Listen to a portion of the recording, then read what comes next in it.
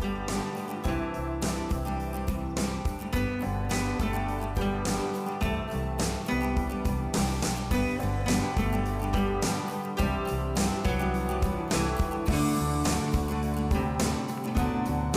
क्या बात है, थैंक यू सो मच। शर्राज हमारे साथ थे, बहुत ही खूबसूरत मिली नगमा उन्होंने पेश किया, बहुत ही खूबसूरत। और ऑफ कोर्स व्यूअर्स, इसके साथ साथ ये कहना तो फिर बहुत ही ज़रूरी हो जाता है, as you know as always, कि अल्लाह का लाख लाख शुक्र है कि हम एक आज़ाद और ख़ुद मुख्तार मुल्क पाकिस्तान में रहते हैं। व्यूअर्स, हमने पाकिस्तान की सेलिब्रेशन, आज़ादी की सेलिब्रेशन 1 अगस्त से शुरू की और अभी भी हमारी ये जर्नी कंटिन्यू कर रही है। हमारी हमेशा यही कोशिश होती है व्यूअर्स कि पॉजिटिविटी का पैगाम, अच्छी बातें करें आपसे, और वो बातें करें जो ना सिर्फ सुनने में अच्छी हों लेकिन कुछ फ़ायदा भी इंसान को दे। At the end of the day अच्छी अच्छी बातें तो सभी कर लेते हैं, लेकिन मसलों के हल किस तरीके से हम अपनी ज़िंदगी को मज़ीद पॉजिटिवली एक अच्छे पाकिस्तानी सिटीज़न की तरह गुजार सकते हैं। आज का focus first half of the program में मेरी कोशिश ये होगी कि हम ख़वातीन पे ज़्यादा बात करें। अब ऑफ कोर्स मर्द औरत दोनों उतने ही अहम हैं, मर्द औरत एंड इवन ट्रांसजेंडर, जिस भी जेंडर से आप बिलोंग करते हैं, आप अगर पाकिस्तानी हैं तो आपको वो सब राइट्स मिलते हैं जो किसी भी पाकिस्तानी सिटीज़न को मिलते हैं। मसला वहाँ पे आ जाता है जब ख़वातीन जो हैं वो आगे बढ़ के नेशन बिल्डिंग में हिस्सा नहीं लेती। देखिए, पाकिस्तान की बेटियां अगर आप देखें तो हर फील्ड में पाकिस्तान का नाम रोशन कर रही हैं, चाहे आप बात करें तालीम की, स्पोर्ट्स की, सियासत में, बिज़नेस में, हर लेवल पे ख़वातीन जो हैं वो मतलब उनका नाम टॉप ऑफ द लिस्ट पे आता है। आप यूनिवर्सिटीज़ कॉलेजेस में देखें, जब आप लिस्ट देखते हैं कि भाई किसके कितने मार्क्स आए, तो जब आप देखते हैं तो टॉपर्स में अक्सर बच्चियों का ही नाम होता है, मोर देन बॉयज़ इवन, और ये एक फैक्ट है। नाउ अगर हम बात करते हैं माजी की, तो नेशन बिल्डिंग की जब बात करते हैं, जब मतलब जब एक तहरीके पाकिस्तान को बनाने के लिए एफ़र्ट्स किए जा रहे थे, तो ख़वातीन का भी बहुत इम्पॉर्टेंट रोल था।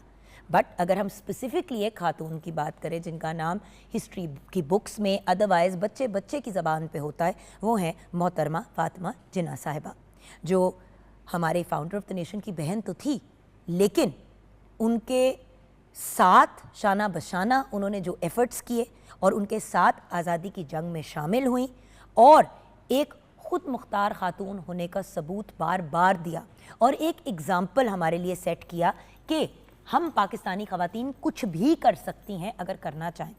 और आज भी अगर आप देखें तो हमारी first female chief minister Maryam Nawaz साहिबा एक जीता जाता एग्ज़ाम्पल है हमारे लिए कि वो ना सिर्फ खुद अपना और अपने ख़ानदान का नाम रोशन कर रही हैं, बट पाकिस्तान के लिए कितने एफ़र्ट्स कर रही हैं, पाकिस्तानी ख़वातीन को एम्पावर करने के लिए कितने एफ़र्ट्स कर रही हैं, चाहे वो तालीम के शोबे में हो, चाहे वो काम के शोबे में हो। अगर ख़वातीन किसी तशद्दुद, किसी मुश्किल वक्त से गुजर रही हैं तो उसके पॉइंट ऑफ व्यू से भी उनको एम्पावर करना, सेहत के पॉइंट ऑफ व्यू से ख़वातीन को एम्पावर करना। मरियम नवाज़ साहिबा का तो तहे दिल से हम ऑलमोस्ट डेली शुक्रिया अदा करते हैं, क्योंकि जब भी हम बात करते हैं नेशन बिल्डिंग की और ये होना चाहिए वो होना चाहिए, तो वो सब चीज़ें मैडम जो है वो कर भी रही हैं आउट ऑफ द वे जाके।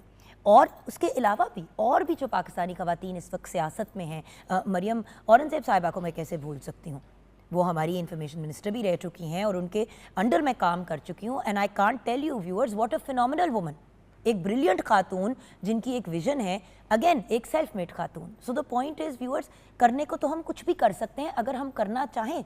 हमारे सामने बेहतरीन एग्जाम्पल्स हैं ऑफ पीपल जो हमें हमारे लिए रोल मॉडल्स भी हैं, जो हमें गाइडेंस के पॉइंट ऑफ व्यू से भी बहुत ज़्यादा सपोर्ट देते हैं। और व्यूअर्स देखें, निकलना हमने खुद ही है, एफर्ट हमने खुद ही करना है।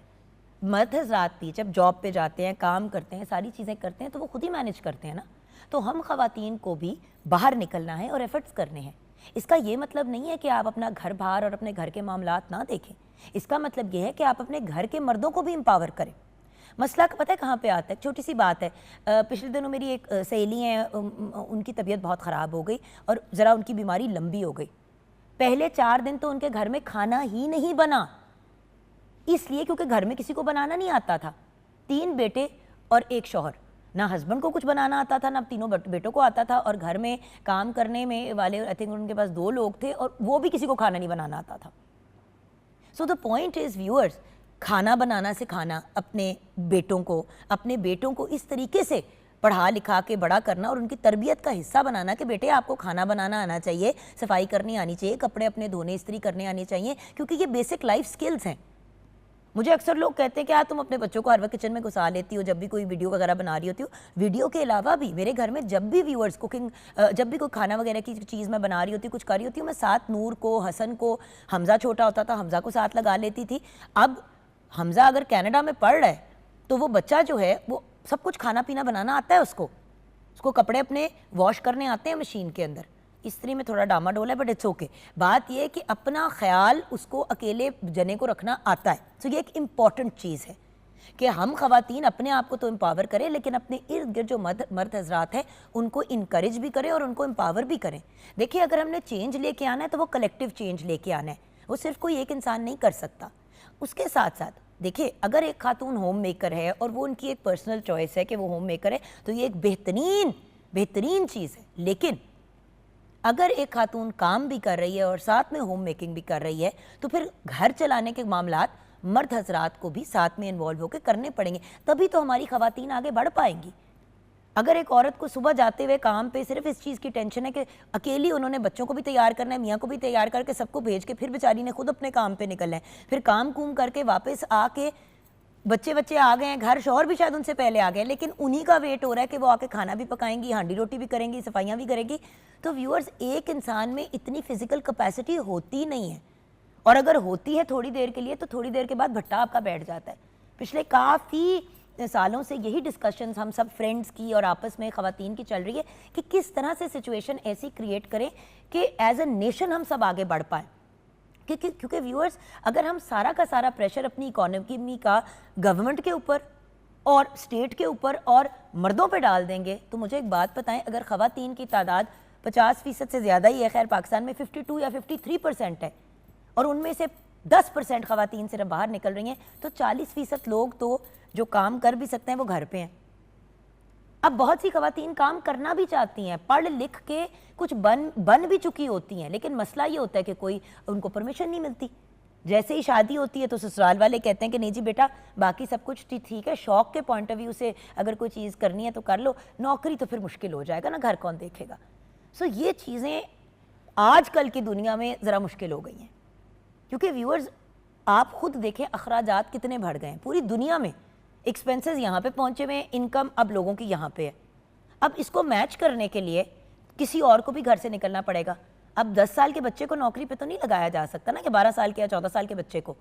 तो जब घर की ख़वातीन भी आगे बढ़ेंगी तो हमारी इकॉनमी बेहतर होगी। तो अगर हम चाहते हैं कि हम अमेरिका, कनाडा, यूरोप, लंदन वगैरह के लेवल पे अपने आप को पहुंचाएं, इंग्लैंड वगैरह के लेवल पे, तो उसके लिए फिर हम सबको एफर्ट करना पड़ेगा, अवाम को बाहर निकलना पड़ेगा। हम डेली बात करें, ट्रिब्यूट पेश करें, अच्छी पॉजिटिव बातें करें, लेकिन व्यूअर्स, ख़वातीन के रोल को हम नहीं भूल सकते। हम ख़वातीन ने एफर्ट करना है नेशन बिल्डिंग के लिए, और आप देखें कि जब ख़वातीन बाहर निकलती हैं तो फिर वो कितने बड़े बड़े कारनामे करती हैं। यहाँ पे मैं मोहतरमा बेनज़ीर भुट्टो को भी ज़रूर ऑफ कोर्स मेंशन करूँगी, कैसे ना मेंशन करूँ, first female prime minister of Pakistan, again बहुत बड़ी बात। और इस्लामिक स्टेट्स में she was the first woman जो प्राइम मिनिस्टर बनी थी, ये बहुत बड़ी बात है। So viewers, we have to remember कि हमारे सामने बहुत बेहतरीन रोल मॉडल्स हैं, और आज की दुनिया में मरियम नवाज साहिबा brilliant example. So the point is viewers, मिल के हमने इस मुल्क को कामयाबी की तरफ गामजन करना है, और उसके लिए हम सब ने अपना अपना हिस्सा डालना है। जो लोग अपनी खुशी से अपनी वो जो कहते हैं ना कि सारी पूरी फैमिली की रजामंदी से घर पे काम करती हैं और होम मेकर्स हैं, हम उनको सलाम पेश करते हैं। वो भी दुनिया का मुश्किल तरीन काम है, लेकिन जो ख़वातीन काम करना चाहती है और उनको बेजा रोका जाता है और उनको आगे नहीं बढ़ने दिया जाता, उनके घर वालों को और फैमिली मेम्बर्स से मैं रिक्वेस्ट करूँगी, इल्तिजा करूँगी कि प्लीज़ सिर्फ ये वो अपनी ज़ात के लिए नहीं करेंगी, जो ये करेंगी, निकलेंगी बाहर काम करेंगी तो पूरा घर बार आपका खुशहाल होगा, और उसके साथ साथ हमारे मुल्क में खुशहाली आएगी। और ये जो एक नेगेटिव इमेज पाकिस्तान की कभी कभी जाती है, बाहर के ख़वातीन के पास कोई राइट्स नहीं है या वो एम्पावर्ड नहीं है, तो ये वाली इम्प्रेशन भी ख़त्म हो जाएगी। आइए शेफ़ अनम से मुलाकात करते हैं। अस्सलाम वालेकुम अनम। वालेकुम अस्सलाम, कैसी हैं आप? बिल्कुल ठीक ठाक। वैसे तो हमने किचन में आपको कहा है कि आज हमने KPK को ट्रिब्यूट पेश करना है। तो first part of the program में हम खवातीन से रिलेटेड बात करेंगे, खवातीन के रोल की, और किस तरीके से खवातीन इवन अगर घर बैठे हुए या इंडिपेंडेंटली एंटरप्रेन्योर्स बनना है तो क्या कर सकते हैं, क्योंकि आज हम एक बहुत ही बेहतरीन हमारे मुल्क की सुपरस्टार ज्वाइन करेंगे जो खुद भी एम्पावर्ड है और दूसरों को भी एम्पावर करती है। तो ये तो होगा, लेकिन खवातीन के पॉइंट ऑफ व्यू से आप क्या कहेंगे? अच्छा, अभी हम पहले भी इस पे बात कर रहे थे कि मेरी कुछ एक दो ऐसे बहुत क्लोज जानने वाले हैं जिनकी जो बच्चे हैं, मतलब कोई आर्किटेक्ट इंजीनियर बन रहा है, कोई मतलब बहुत ज़्यादा पढ़ने के बाद तो उनकी जब शादियां हो गई तो उनकी पढ़ाई जीरो हो गई। अभी मेरी एक बहुत अच्छी पढ़ाई तो जीरो नहीं होती जान, इन द सेंस दैट देखो बच्चों के लिए उसको यूटिलाइज नहीं किया ना, मतलब उसको फिर उस तरह से यूटिलाइज नहीं किया। असल में होता ही है ना कि पढ़ लेके बंदा तो सोचता है कि मैं इंजीनियर बनूंगी जी, आपका रिश्ता हो गया, डन हो गए, आप ब्याह के अपने उधर चले गए, 1-2 महीने के बाद ही इश्यूज शुरू हो गए। बिल्कुल बेटा, आप तो सारा दिन काम पे होते हो, आप तो 8-8 बजे आते हो, 7-7 बजे आते हो। बहुत अच्छा पॉइंट आपने रेज किया, ऐसा ही होता है।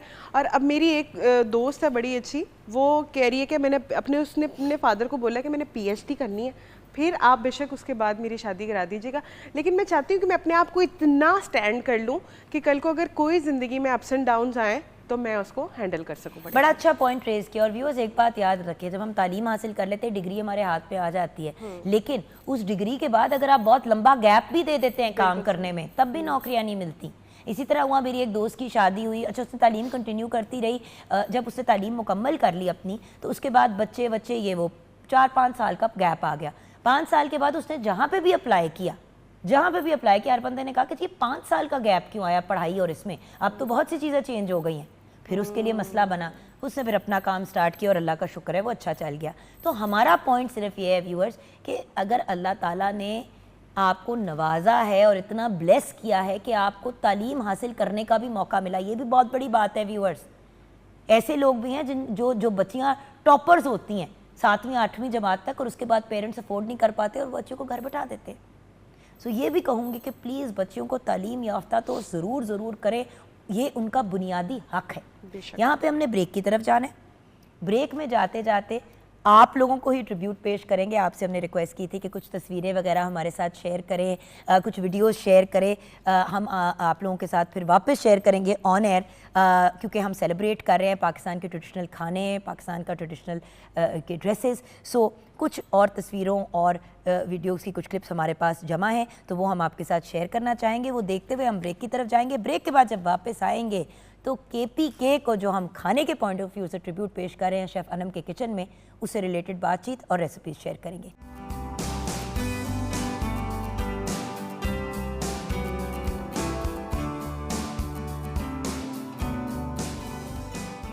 जी हाँ व्यूअर्स, वेलकम बैक। जैसे कि आप जानते हैं हम आपको सैर करा रहे हैं हमारे डिफरेंट प्रोविंसेस की, पाकिस्तान के डिफरेंट इलाकों की। तो आज second half of the program में हमारा फोकस है KPK। तो जब KPK के ट्रिब्यूट की बात करते हैं तो to be very honest viewers, बहुत से लोग तो जस्ट इवन पेशावर तक ट्रैवल करके जाते हैं वहाँ का खाना खाने के लिए। शदीद लजीज खाना और बहुत ही प्योर फॉर्म में चीज़ों को यूज़ किया जाता है, मसालों पे इतना फोकस नहीं होता।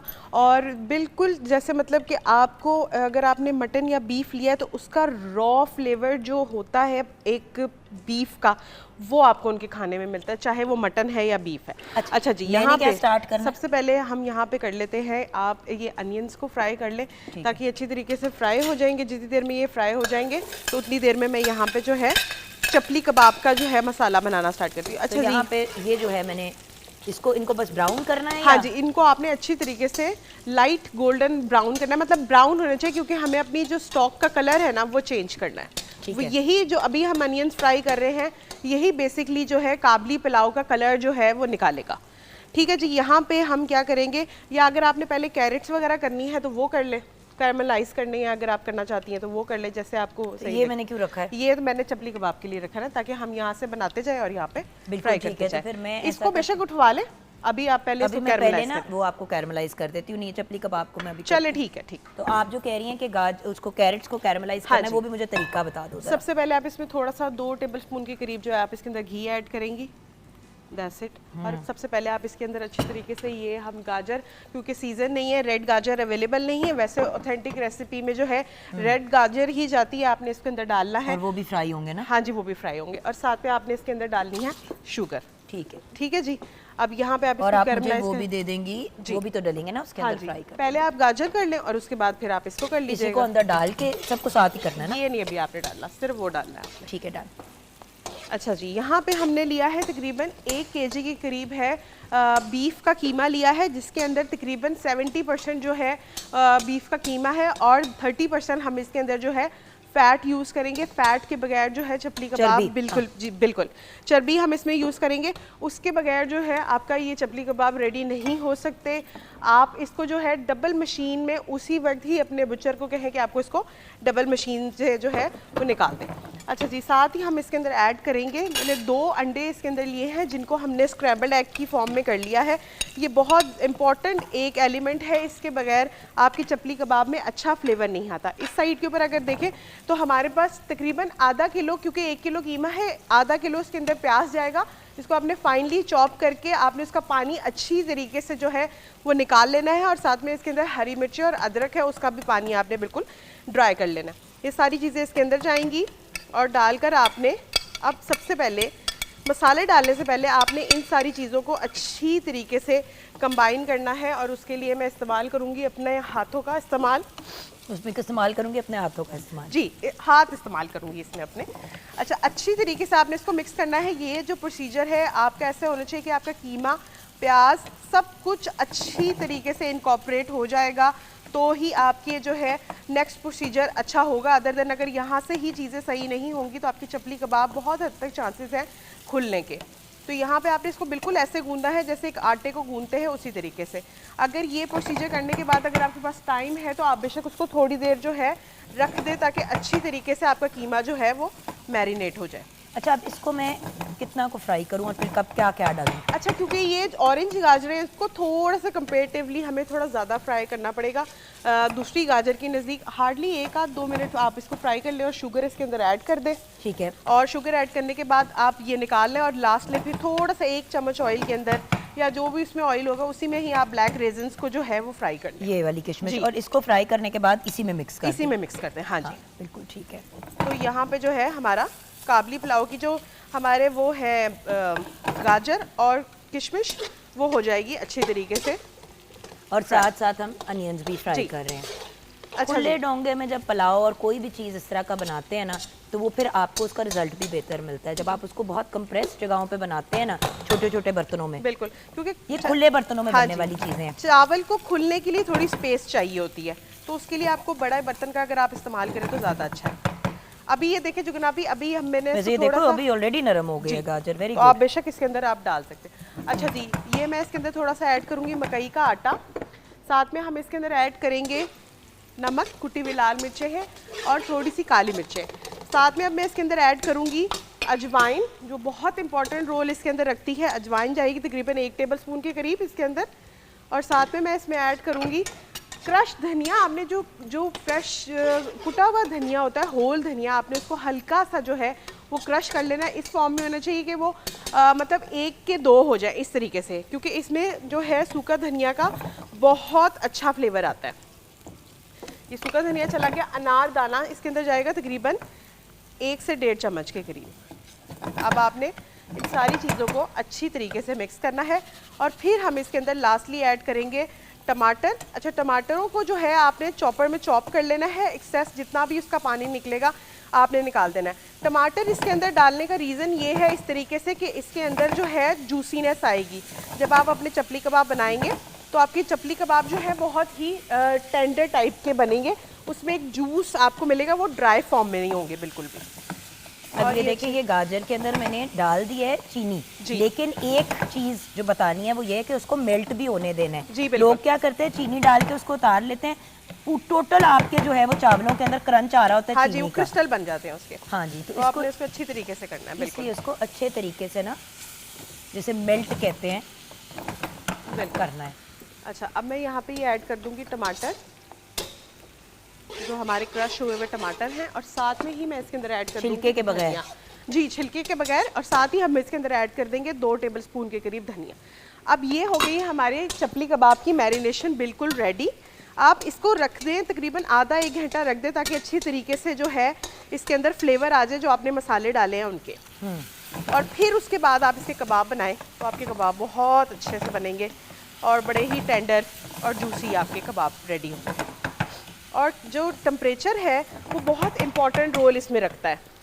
आपने जब फ्राइंग के लिए डालना है तो आपका ऑयल का टेम्परेचर जो है वो बहुत जो है वो मीडियम टू लो हीट के ऊपर गर्म हुआ होना चाहिए, क्योंकि अगर आप बहुत कम हीट पे उसको पकाएंगे तो आपका जो है कबाब वो खुलने के चांसेस बहुत हद तक होंगे। तो इसलिए आपने मीडियम टू लो हीट पे इसको रखना है और 7 से 8 मिनट में आपके जो है वो चपली कबाब एक रेडी हो जाएगा। बिल्कुल। वैसे मैंने रियलाइज़ किया कि सबसे लंबा काम जो होता है ना वो किसी भी उसके अंदर किचन के अंदर वो प्याज ब्राउन करना होता है। वो अपनी एक मिशन होती है जिसपे हम लग जाते हैं और यही कहते रहते हैं खुदा का वास्ता है भाई तुम पक जाओ।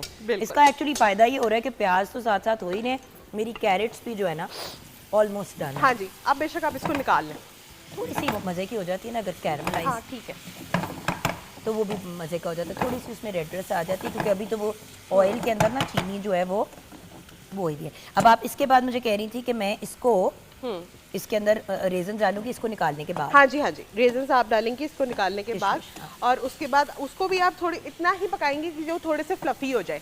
जैसे भी थोड़े फ्लफी हो जाएंगे तो आप उनको निकाल लेंगी, तो आपके जो है ये किशमिश और कैरेट वाला काम खत्म हो और ये इसी में मैं रख दूँ ना, डाल दूँ जब इसी में डाल। हाँ जी, क्योंकि वो आपने एंड में मिक्स ही करना है। आप बेशक इसको फुला के इसको अंदर टॉस भी कर सकते हैं बिल्कुल, ताकि क्योंकि किशमिश आपने उसके साथ ही उतनी अमाउंट की मतलब मिक्स करके ही डालनी है। एग्जैक्टली, बिल्कुल सही है। और यहाँ पे जो है हमारे चपली कबाब का बैटर जो है वो भी रेडी हो गया है। मैं आपको अभी वो स्पेस जो है ना वो निकाल के दे रही हूँ ताकि आप ये वाली चूल्हा आपको क्लियर करके दे रही हूँ, क्योंकि ये एकदम मिक्स हो जाएंगी ना सब चीज़ें तो हम ईजी हो जाएंगे। क्योंकि इसके अंदर भी ना एक बड़े मज़े का क्रंच आ जाता है जब आप इसको पकाते हो, लेकिन ओवर कुक किया तो वो जल जाएगा। बिल्कुल, और अगर वो जल गया तो बदजायका हो जाएगा। अच्छा जी, अब मैं आपको साथ साथ अगर आप बोले तो मैं रेसिपी बता दूँ। हाँ जी, आप इंग्रेडिएंट साथ साथ प्लीज़ बता दें। चपली कबाब के लिए हमें तकरीबन तेल चाहिए 2 टेबलस्पून के करीब, या घी आप उसमें ऐड कर सकते हैं अपने चपली कबाबों के लिए, इसको मॉइस्ट करने के लिए। साथ में इसमें अंडे जाएंगे 2 से 3 अदद, प्याज जाएगा 3 से 4 अदद, हरी मिर्चें इसमें जाएंगी 10 से 12 अदद, और हम इसके अंदर बीफ का कीमा यूज़ करेंगे 1 किलो, अदरक लहसुन पेस्ट 2 खाने के चम्मच, और उसके अलावा हम इसके अंदर ऐड करेंगे धनिया 2 खाने के चम्मच, अनारदाना 1 खाने का चम्मच, सूखा धनिया तकरीबन 1.5 खाने का चम्मच, दरा मिर्च 1 खाने का चम्मच, ज़ीरा 1 चाय का चम्मच, नमक हस्ब जायका, गरम मसाला पाउडर 1 चाय का चम्मच, अजवाइन 1.5 चाय का चम्मच, काली मिर्चें पाउडर आधा चाय का चम्मच, मकई का आटा 4 खाने के चम्मच, टमाटर 2 अदद। बीफ की जो फैट है वो हम इसके अंदर तकरीबन आधा किलो के करीब यूज़ करेंगे, और घी हम इसके अंदर फ्राइंग के लिए यूज़ करेंगे। तो ये हमारा चपली कबाब की जो कंप्लीट रेसिपी थी, सिंपल। आप इसको मैरिनेट करके थोड़ी देर के लिए रख दें और उसके बाद आप इनको निकालें और कबाब अपने बनाएं। हमने इसमें कबाब फ्राई करना है? इसमें फ्राई करेंगे। हमने कबाबों को ऐसे किसी भी बर्तन में करना है जिसकी नीचे वाली लेयर जो है वो थोड़ी सी थिक हो, और आप जब उसमें कबाब डालें तो आपका कबाब जो है वो ऑयल के अंदर डिप हो जाए। अच्छा, या घी के अंदर। किस्म की चीज़ पे बनता है कबाब, लेकिन इसमें डिप नहीं होगा ना, ये गहरा नहीं है, गहरा नहीं है। तो हमें ऐसी किसी चीज़ में चाहिए जिससे हमारा कबाब डायरेक्टली ऑयल के अंदर चला जाए, और या घी के अंदर, या फिर ऐसा भी हो सकता है अगर आपको बहुत ज़्यादा ऑथेंटिक चाहिए तो उसके लिए आप क्या करेंगे कि आपने चर्बी ले लेनी है, जो बीफ का फैट होता है उसको आपने अपने किसी भी पैन के अंदर पका लेना है, तो उसका जो जितना भी जो घी उसमें से या ऑयल उसमें से निकलेगा आप उसके अंदर अपने कबाब फ्राई कर सकते हैं। थोड़ा सा और करेंगे। हाँ, लेकिन इसमें अदरक लहसुन जाना है ना? हाँ जी, हाँ, लेकिन अभी इसका थोड़ा सा कलर और निकला है फिर। ठीक है, अनियंस तो फ्राई हो ही रहे। अच्छा, बट इसमें नेक्स्ट स्टेप करना क्या है? अब इसके अंदर नेक्स्ट स्टेप करेंगे कि आपने जिंजर गार्लिक डालनी है, और डालने के बाद आपने इसके अंदर जो गोश्त है उसको अच्छी तरीके से जो है वो पकाना है, और पकाकर उसको गोल्डन ब्राउन हमने इतना उसको पकाना है गोश्त के साथ कि गोश्त के अंदर बिल्कुल हमारा जो है वो प्याज गायब हो जाए। बिल्कुल ठीक है। तो बात यह ना कि व्यूअर्स, चीज़ ऑथेंटिक बनाओ, मज़े की बनाओ तो सब शौक से खाते हैं। जब आप चीज़ों को ज़रा अजीबोगरीब अंदाज में बनाते हैं तो फिर मसला होता है अपनी जगह। And the fact is organise. अब देखें, सबसे इम्पॉर्टेंट बात, मसालों के पॉइंट ऑफ व्यू से ये देखिए, हमने एक पूरा बॉक्स बनाया हुआ है जिसके अंदर हमारे मसाला जात होते हैं। उसके अलावा इसको मिज़न प्लेस आप कहती हैं, आपने पूरा तैयार किया हुआ जी था। बिल्कुल, उसी में से है हमें वो, इससे क्या होता है जुगना भी, इससे ना काफ़ी हद तक आपका टाइम जो है वो सेफ हो जाता है और आपको चीज़ें, हाँ जी परफेक्ट डाल दें, और आपकी जो चीज़ें हैं वो इतना फैला फैला काम नहीं लगता और आपको लगता है कि सब कुछ जो है ऑर्गेनाइज पड़ा हुआ है और आपने वैरायटी में अपना काम करना है और इजी हो जाएगा वो फिर आपका सीन। बिल्कुल। अच्छा जी, अब मैं यहाँ पे आ जाती हूँ काबली पुलाव की तरफ। तो काबली पुलाव के लिए हमें घी चाहिए तकरीबन 1 कप के करीब, प्याज इसमें जाएगा 1 से 2 अदद, बीफ इसके अंदर 1 किलो जाएगा हड्डी के समेत, लहसुन पेस्ट इसमें 2 खाने के चम्मच जाएगी, पानी इसमें जाएगा 4 से 5 कप के करीब, नमक हस्बे जायका, चीनी 2 से 3 खाने के चम्मच, यखनी बीफ की ज़रूरत होगी हमें तकरीबन 1 कप के करीब, और इसके बाद हम इसके अंदर ऐड करेंगे इलायची पाउडर तकरीबन 1 चाय का चम्मच, गरम मसाला आधा चाय का चम्मच, तेल इसमें जाएगा 3 खाने के चम्मच या घी आप ऐड कर सकते हैं, साथ में प्याज 2 से 3 अदद, गाजर इसमें जाएगी तकरीबन 1.5 कप के करीब, चीनी 2 चाय के चम्मच, किशमिश 1/4 कप, चावल 1 किलो और बीफ की यखनी हस्बे ज़रूरत। बिल्कुल सही, हाँ जी। सिंपल। सबसे पहले आपके पास अगर घर में टाइम है तो सबसे पहले आपने गोश्त को पकाना है। उसके अंदर आपने डालना है 2 से 3 टेबलस्पून घी, उसमें प्याज डाल के एक छोटे से साइज़ का, और गोश्त डालकर अच्छी तरीके से आपने उसकी भुनाई करनी है कि आपका जो प्याज और गोश्त बिल्कुल अच्छी तरीके से इनकॉर्पोरेट हो जाए नमक के साथ। और उसके बाद आपने पानी डाल देना और उसको पकने के लिए छोड़ देना है। जब आपका गोश्त बिल्कुल टेंडर हो जाए, लाइक 100% हो जाए, क्योंकि काबली पुलाव का जो गोश्त होता है वो बहुत सॉफ्ट होता है कि हाथ लगाने से वो टूटता है। उसके बाद सिंपल आपने इसके अंदर जो है अपना गोश्त डाल देना है, गोश्त डाल के अच्छी तरीके से पकाना है। फिर हम एक पैन लेंगे और उसके अंदर हम शुगर को पहले कैरमलाइज करेंगे और उसमें थोड़ी यखनी ऐड करेंगे, और यखनी ऐड करने के बाद हम उसको उसके अपने गोश्त के अंदर डाल देंगे और उसको पकने देंगे। इतनी देर पकने देंगे कि प्याज बिल्कुल गायब हो जाएगा, और फिर हम उसके अंदर राइस ऐड करेंगे। राइस का बहुत अच्छा सा फ्लेवर आता है इसके अंदर जब आप उनको कैरमलाइज करके डालते हैं। अच्छा, अब मैंने क्या करना है? अब बस आप इसके अंदर जो है गोश्त डाल दें। ठीक हो गया इतना ब्राउन? ठीक है, हाँ जी बिल्कुल परफेक्ट है। गोश्त डाल दें अब आप इसके अंदर, और साथ में आप इसके अंदर ये डाल दें गरम मसाला है, इसमें थोड़ी सी बिल्कुल लाइक 1/3 टीस्पून, ऑप्शनल है, काली मिर्च मैंने ऐड की है, साथ में नमक है, बस यही स्पाइसेस इसके अंदर जाएंगे, इसके अलावा और कुछ भी नहीं जाएगा इसके अंदर। एक्चुअली केपीके के खाने की सबसे अच्छी बात है कि बहुत ज़्यादा मसाले मसूले डाल के ना वो जो एक बदहजमी टाइप चीज़ होती है, हाँ जी, वो नहीं होती। वरना और गरम मसाला भी आई डोंट थिंक वहाँ पे इस तरह से यूज़ किया जाता है। गरम मसाला ऑल स्पाइसेस के बगैर जो है वो खाना नहीं बनता, क्योंकि आपने एक पर्टिकुलर अपने जो मटन या बीफ है उसकी एक पर्टिकुलर स्मेल होती है, उसको ख़त्म करने में जो गरम मसाला होता है वो बड़ा हेल्प करता है। तो ये आपने इसमें डालना है, इसकी ऑथेंटिक रेसिपी में गरम मसाला है। अच्छा, और अब ये जो है इसको मैंने कुक करना है, हाँ थोड़ी जी, देर इसको कुक करना है। मुझे ज़रा फ्राई पैन एक ले लेते हैं और उसको हम रखते हैं यहाँ पे। हम पहले शुगर को कर लेते हैं कैरमलाइज, और कैरमलाइज करने के बाद आप उसके अंदर यखनी डाल लीजिएगा ताकि यखनी को जो है एक अच्छा सा कलर आ जाएगा। शुगर कहाँ है? ये आपके आगे डाल दी ना शुगर, तो हमने, आपने उसी में डाल दी? नहीं, आपने कहा था गाजरों में डालनी थी। सॉरी, ये पड़ी है। हाँ, ये अब आप इसको अच्छी तरीके से, हम इसमें ब्राउन शुगर ऐड कर रहे हैं, आप वाइट शुगर भी ऐड कर सकते हैं। इसको कैरमलाइज करेंगी और इसमें ये जो है बीफ की जितनी भी ब्रॉथ है आपने वो इसके अंदर डाल देनी है, और डाल के थोड़ी देर आपने इसका कुक करना है। अच्छा, इसका थोड़ा सा बड़ा ही सॉल्टिश और स्वीट टाइप का फ्लेवर होता है। जैसे ही ये हल्की सी इसको कलर आना शुरू हो जाएगा तो हम इसमें स्टॉक डालेंगे, फिर आप उसके अंदर उसको डाल देंगे, और फिर हम इसको तब तक अब पकने देंगे जब तक ये प्याज बिल्कुल इसके अंदर से गायब नहीं हो जाएगा, घोल जाए जैसे। हाँ जी, घुल जाएगा। और उसके बाद फिर हम सिंपल राइस डालेंगे। राइस डालने के बाद उनको अच्छी तरीके से कुक कर लेंगे, फिर इनको पानी ड्राई हो जाएगा तो ये जो हमने कैरमलाइज करके रखे हुए हैं कुछ डाल देंगे ऊपर, और दम लगा देंगे तकरीबन आधे घंटे का।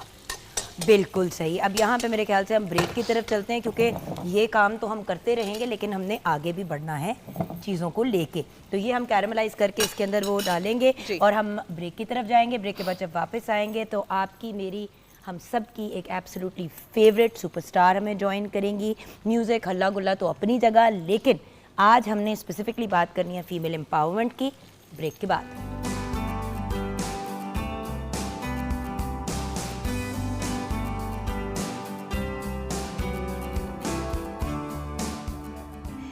Welcome back from the break viewers. The absolutely beautiful, आपकी मेरी हर किसी की फेवरेट, मुझे तो लगता है अपनी भी यही फेवरेट होंगी क्योंकि ये इतनी फेवरेट है सबकी।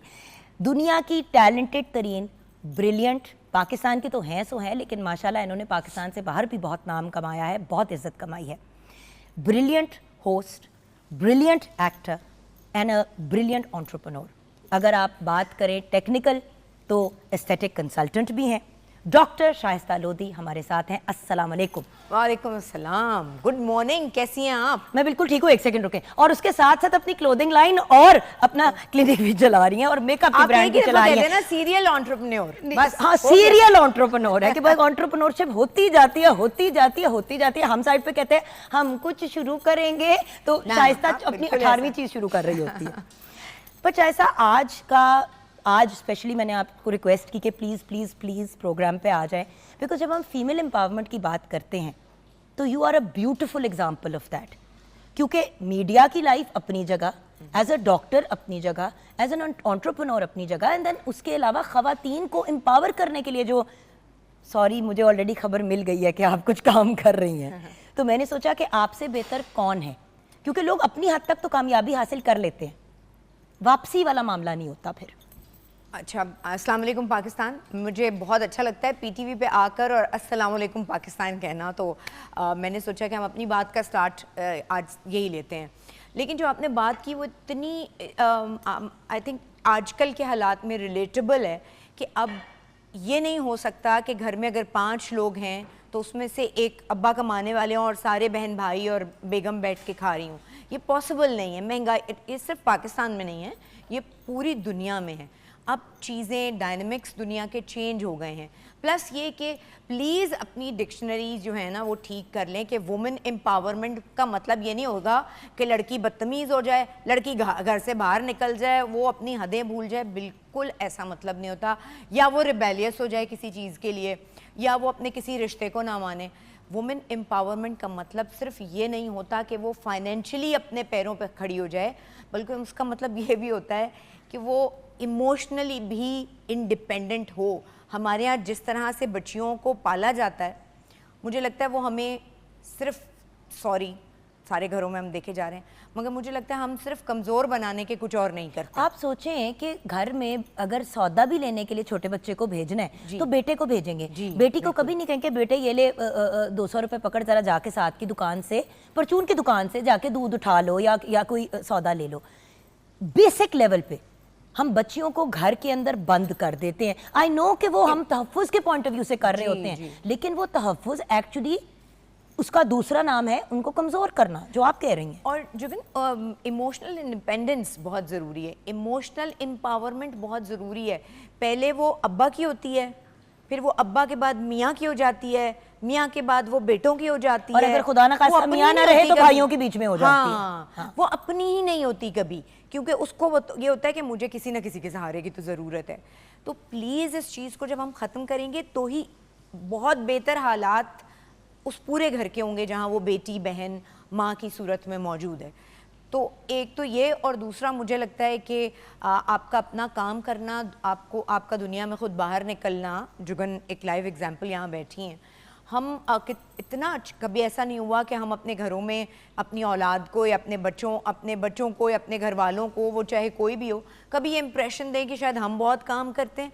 आई थिंक हम तो वक्त के साथ काम, Shaista ji, at the end of the day मेरी जान, like I consider you one of my close friends in the industry. हमारी बात रेगुलरली नहीं होती, लेकिन मुझे पता है कि मैं एक सेकंड में फ़ोन क्या उठा के वॉइस नोट भी कर दूंगी कि तो ये बहन मेरी खड़ी है। और ये मैं हमेशा प्रोग्राम पे भी करती हूँ। Do know how many times हम मॉर्निंग एट होम पे आपकी बात करते हैं कि अब आप शाइस्ता को देखें क्या है जो उन्होंने नहीं किया। Because for me, even though we're about the same age category or probably even a little younger than me, but the point is when I look at someone like you, मैं कहती हूँ यार ये कहाँ से कहाँ पहुँच गई, हम वहीं पे एंज करके बैठे हुए हैं। सो एक जगह पे पहुँच के उससे आगे भी तो जाना होता है, which is career building. Problem ये है कि हमारे यहाँ बच्चियाँ डॉक्टर बन जाएंगी, इंजीनियर बन जाएंगी, सारा कुछ कर लेंगी। ससुराल ऐसा होगा जहाँ पे काम करने की ज़रूरत नहीं है, पैसों के पॉइंट ऑफ व्यू से उन्हें घर बिठा देंगे। तो पैशन के लिए भी तो बंदा काम करता है ना यार। पता है, बिल्कुल आप सही कह रही हैं। सिर्फ पैशन नहीं है ना जुगन, पैशन के अलावा पैशन होना चाहिए, और आपका जो भी है उसमें ज़रूर आप, अगर आपका वो करियर बन जाता है तो उससे ज़्यादा अच्छी कोई बात नहीं है।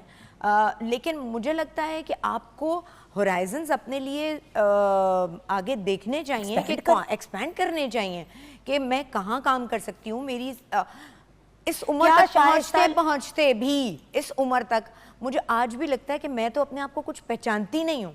हर रोज़ मुझे लगता है मैं अपने बारे में एक नई चीज़ डिस्कवर कर रही होती हूँ। अच्छा, मेरे में अल्लाह ताला ने ये भी दिया था, हम पहचानते ही नहीं, हम तो उसके ऊपर बेचारी के ऊपर एक्सटर्नल बोझ ही डालते रहते हैं। वो कभी अपने अंदर तो सफ़र तय ही नहीं करती ना। So Shaista ji, I guess my question to you is कि क्या शाइस्ता लोधी ने कभी सोचा था जब वो मॉर्निंग शोज होस्ट कर रही थी and top of her game, you always माशाल्लाह been on top of your game. मैं एक बात हमेशा कहती हूँ कि Shaista Lodhi is the only person in the whole media industry जो जब भी उन्होंने कुछ किया, कपड़ों की बात की तो माशाल्लाह आपके वो जो 2 सूट मुझे गिफ्ट आए थे वो अभी भी मेरे पास है और मैं को 15 शादियों पे पहन चुकी हूँ, 5 पे नहीं 15 पे, to a point where last time मुझे कहा था और कोई कपड़े नहीं है। नहीं, मैंने कहा मेरी बहन ने बनाए, मुझे बड़े पसंद है। कमिंग बैक टू, क्या आपने सोचा था कि वहाँ से as a superstar everybody looks towards you, hosting अपनी जगह, एक्टिंग अपनी जगह, सब कुछ चल रहा है, कभी सोचा था कि एंटरप्रेन्योरशिप और फिर उसके बाद ख़वातीन को एम्पावर करूंगी मैं? डिड यू थिंक कि यहाँ आएंगी? मैंने फ्रैंकली ख़वातीन को एम्पावर करने के बारे में नहीं सोचा था, मगर मैंने ये ज़रूर सोचा था कि मैं कुछ भी करूँगी लेकिन मैं अपनी सारी चीज़ें करूँगी। मुझे कभी अजीब सा भी लगता है कि ग्रुप ऑफ कंपनीज मैंने कभी बचपन में सोचा होगा और मैं ये ड्रीम करती थी और लोगों का पढ़ते थे ना कि यार फलां कि मेरी तो 6-7 कंपनीज अब खुद हो गई हैं। तो जब ये कंपनी उस चीज़ से गुजरती है, अब मुझे लॉयर्स या टैक्स लॉयर्स मशवरे ये देते हैं कि अच्छा आप ये कर लें, ये कर लें, तो मुझे खुद लगता है कि वो तो ड्रीम सारा अब सच हो रहा है। तो वो बचपन में ख्वाब देखे हुए, बट वुमेन एम्पावरमेंट मुझे लगा कि मेरी अपनी ज़िंदगी में जो जो कमियां थीं वो शायद मैं अपनी माँओं बहनों के लिए ना करूं, या वो जो मैंने सहा खुद लाइफ में वो दूसरी लड़कियां ना सहें। तो मुझे लगा कि हर लड़की को बहुत जल्दी एज में अपने पाँव पे खड़ा होना चाहिए और मेंटली भी आज़ाद होना चाहिए और सोल बाय सोल भी आज़ाद होना चाहिए और फाइनेंशियली भी, क्योंकि आप ताकि अपने डिसीजंस खुद ले सकें। जब आप अपने डिसीजंस लेते हैं आपको अपने बारे में बहुत पता होता है और वो गलत नहीं होते। मैं इसका मतलब हर किसी के नहीं है बड़ों से माजरत कि हम बड़े अच्छे डिसीजंस नहीं लेते। आई नो कि वो बहुत दूर अंदेश होते हैं, सब कुछ है, लेकिन वो फिर भी अब इस बदलते हुए ज़माने का हिस्सा नहीं है ना, वो पुराने थे। तो अब आजकल चीज़ें बहुत बदल गई हैं, जैसे मैंने बहुत कहा तेज़ी से बदल रही हैं, तेज़ी से बदल रही हैं। मैं अपने बच्चों को देखती हूँ, मैं सोचती हूँ यार मेरी और मेरे अम्मी में जनरेशन गैप जितना है तो मेरे बच्चों में ज़्यादा है प्रॉबेबली। हमारे बच्चे जितने टेक्निकल और टेक सेवी हो गए हैं अब तो हम तो मैं तो उस तरह की कम से कम नहीं हूँ। मुझे मेरी टीम में, मेरी कंपनी में जो नए बच्चे काम करते हैं तो मैं कहती हूँ यार ये सही जेनजी हैं, मैं और जेनजी बहुत दूर हैं। कुछ समझ में नहीं आता चीज़ें इनकी। बट द थिंग इज वही वाली बात है ना, नए ज़माने नए तकाज़े। जैसे मैं भी थोड़ी देर पहले हम बात कर रहे थे शेफ अनम और मैं किचन में कि देखें 5 साल अगर आज डिग्री हासिल की और 5 साल बाद आपने उस डिग्री को अगर यूज़ करना है, unless you are a doctor तब भी आपको थोड़ा सा रिफ्रेशर लेना पड़ता है, आप वापस नहीं आ पाते हो। सो अपने आप को अप टू डेट रखना जरूरी है। बहुत सी बच्चियां ये सोचती है कि यार डिग्री हासिल कर लिए शादी हो गई है। एक्चुअली बच्चियों को ट्रेन किया जाता है इस पॉइंट ऑफ व्यू से कि तुम्हारी जिंदगी जो है ना वो टोटल जो है ना शादी। अच्छा वो शादी हो गई, सेंटर फोकस, शादी फोकस्ड, और वो सिर्फ शादी के फंक्शन होते हैं। शादी के अगले दिन से क्या करना उसके लिए आपको किसी को नहीं पता। हाँ, आप प्रिपेयर्ड थे? मैं तो नहीं, बिल्कुल भी नहीं। I had no idea. I thought अब ये पता ही हो नहीं गया। था। ओह बस ये था कि अच्छा यार कपड़े बनेंगे, यार ये भी होगा, अच्छा गाने भी होंगे और मेरे सारे फ्रेंड्स भी आएंगे। ये हमारी मेंटालिटी उस वक्त तक ये प्रिपेयर होते हैं हम। What are you doing? मुझे पता चला कि कुछ आप बच्चियों को हुनरमंद बेटी के पॉइंट मैंने इसको सिंध में 2 दफ़ा मैं कोर्स ये करवा चुकी हूँ। ये बेसिकली फेशियल थेरेपिस्ट का कोर्स होता है और इसमें वो लड़कियाँ जो क्वालिफाइड हैं, लाइक प्री मेडिकल से किया हुआ है या A लेवल्स किया हुआ है जिन्होंने, वो आ सकती हैं, वो अपने आप को रजिस्टर करा सकती हैं। और अभी कोशिश ये है कि जितना मैं अफोर्ड कर सकी, अभी तो मेरे पास 200 लड़कियों का बैच है, लेकिन हमारी कोशिश है कि इसको ज़्यादा से, और फ़ी हमने बहुत कम रखी है, 5000 रुपये, सिर्फ इसलिए just to you know make her feel that इसमें दिए पैसे। एक इसके पीछे एक लॉजिक होती है व्यूअर्स, फ्री चीज जब होती है ना तो अगला बंदा कहता है अच्छा चलो For granted ले चक्कर लेते हैं। लगा लूं। हाँ। कितने दिनों का, कितना अरसे का कोर्स है ये बेसिकली 3 दिन का है, लेकिन उसके बाद मेरी सारी क्लिनिक्स पे उनकी इंटर्नशिप इंटर्नशिप होती है। अब ये देखे ना व्यूअर्स कि एक बंदा, आजकल आपको सीधी बात है 5,000 रुपए में सूट नहीं मिलता तमीज का। बेसिकली एक ये टोकन के तौर पे कि अगले बंदे ने अपने थोड़े से पैसे खर्च किए हैं तो इंसान उसको ओन करे। हाँ। वरना मुफ्त की चीज की कहाँ वैल्यू होती है जान। मुफ्त में तो कोई हीरो का हार भी देता तो अगला कहता है क्यों दे रहे हैं, क्यों दे क्या रहे हैं? हाँ, story डाउट है? करते हैं। डाउट हाँ, करते हैं। हाँ। सो बेसिकली जस्ट लोगों को उस तरफ लाने तो ये के लिए। 3 दिन का कोर्स होता है। उसके बाद हमारी मुख्तलिफ क्लिनिक्स ज़ाहिर है बहुत सारे शहरों में हैं। अच्छा, तो इससे वहाँ बच्चों जाके- को फायदा क्या होगा? ओके, वो सारी लड़कियां जो चाहती हैं कि सैलून को या एस्थेटिक क्लिनिक, स्किन क्लिनिक्स पर अपने आप को जाकर वहाँ जॉब कर सकें। ऑब्वियसली ऐसा कोई आता है बगैर, विदाउट ट्रेनिंग। सैलून्स में भी ये होता है, और देखें आप इससे प्रोफेशनलिज्म कितना आएगा, बिकॉज ना उनको स्किन बायोलॉजी पता है, ना उन्हें ये पता है। सैलून्स की लड़कियों ड्राई को स्किन वाली बच्चियों पे एक्नी की ट्रीटमेंट कर आपको देती पता हैं। है? एक्नी की ट्रीटमेंट वाली सबसे ज्यादा प्रॉब्लम मैंने पूरे पंजाब में देखा है, मिलाजमा, जो झाइयाँ होती हैं वो इतना बड़ा प्रॉब्लम है, और उसका जो सबसे ज़्यादा रिस्पॉन्सिबल है ये सैलून कल्चर है। सैलून्स में क्या होता है कि आपको वो ब्लीचिंग और वो जो फेस पॉलिश और सब कुछ, मर्करी और अमोनिया यूज़ होते हैं, और वो आपकी स्किन, आपको 2 दिन के लिए अपनी स्किन बहुत अच्छी लगती है, तीसरे दिन फिर वो डार्क होनी शुरू हो जाती है, तो वो पैच और गहरे हो जाते हैं।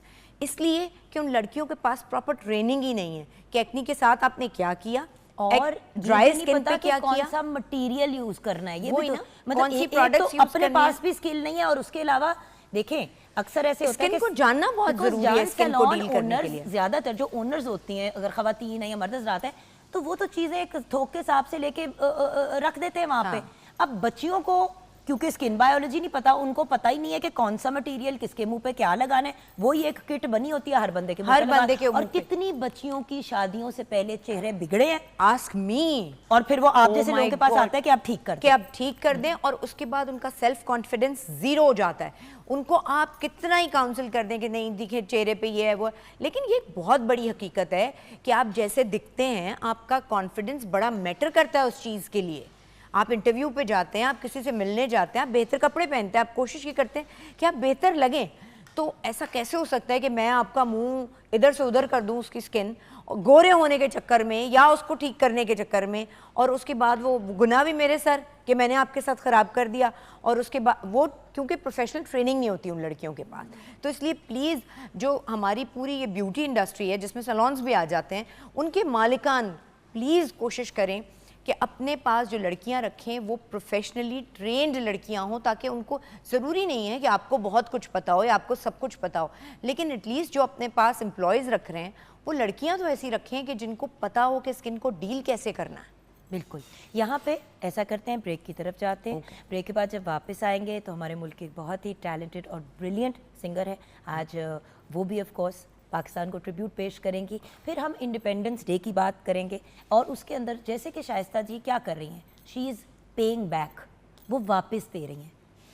अब उनको किसी ने कहा नहीं वापस देने के लिए, उनकी एक दिल की आवाज़ थी कि भाई अल्लाह ताला ने मुझे इतना नवाजा है तो कम से कम मैं अपने मुल्क की बहनों के लिए, बेटियों के लिए, माओं के लिए आसानियाँ पैदा करूँ। सो ये वो लम्हा है जब हमने सोचना है कि हम अपनी अपनी कैपेसिटी में क्या कर सकते हैं। कोई नहीं कह रहा आपको कि आप लोगों को घर बना दें, महल बना दें, ये कर दें, वो कर दें।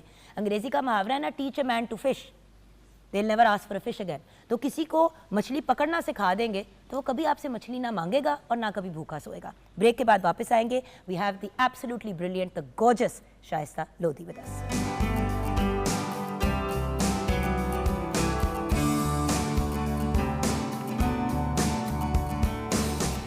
क्या बात है, हमारी ब्रिलियंट सायरा ताहिर, क्या याद दिला दिया आपने? ये मेरी बहुत ही प्यारी सी छोटी बहन भी है। और can I tell you, not only she a brilliant singer, but इन्होंने म्यूजिकोलॉजी में मास्टर्स कर रखा है, and she is a gold medallist. क्या बात है भाई। और जैसे कि आपने बात, क्वालिफाइड सिंगर। अब जैसे कि आप अपना हिस्सा डाल रही हैं खवातीन को एम्पावर करने के लिए, सायरा क्या करती है? सायरा को जब कोई यंग आर्टिस्ट अप्रोच करता है या कोई गाइडेंस मांगता है हेल्प करने के लिए, या प्लीज मुझे वो करे, देखिए हर बंदा अपनी कैपेसिटी में हिस्सा डाल सकता है, राइट सायरा? बिल्कुल। कोई बंदा ये नहीं कह रहा कि आप अपनी कैपेसिटी से बाहर भाई निकल हर के करें। बंदा सदर और प्राइम मिनिस्टर थोड़ी बन सकता है।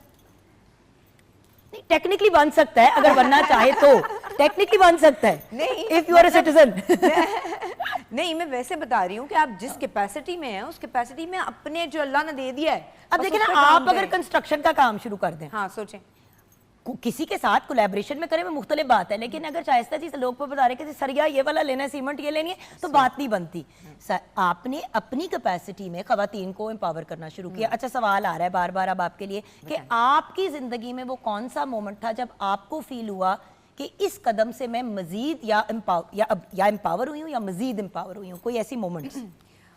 मुझे लगता है कि ये जवाब हर लड़की को गौर से सुनना चाहिए। जब मैंने इंसानों पर, इसमें मेरे रिश्ते भी शामिल हैं, मेरे दोस्त भी शामिल हैं, जब मैंने इंसानों पर ट्रस्ट करना और डिपेंड करना छोड़ दिया और सिर्फ ये सोचा कि ऊपर वो है और मैं उसका बंदा, रब की ज़ात, बस।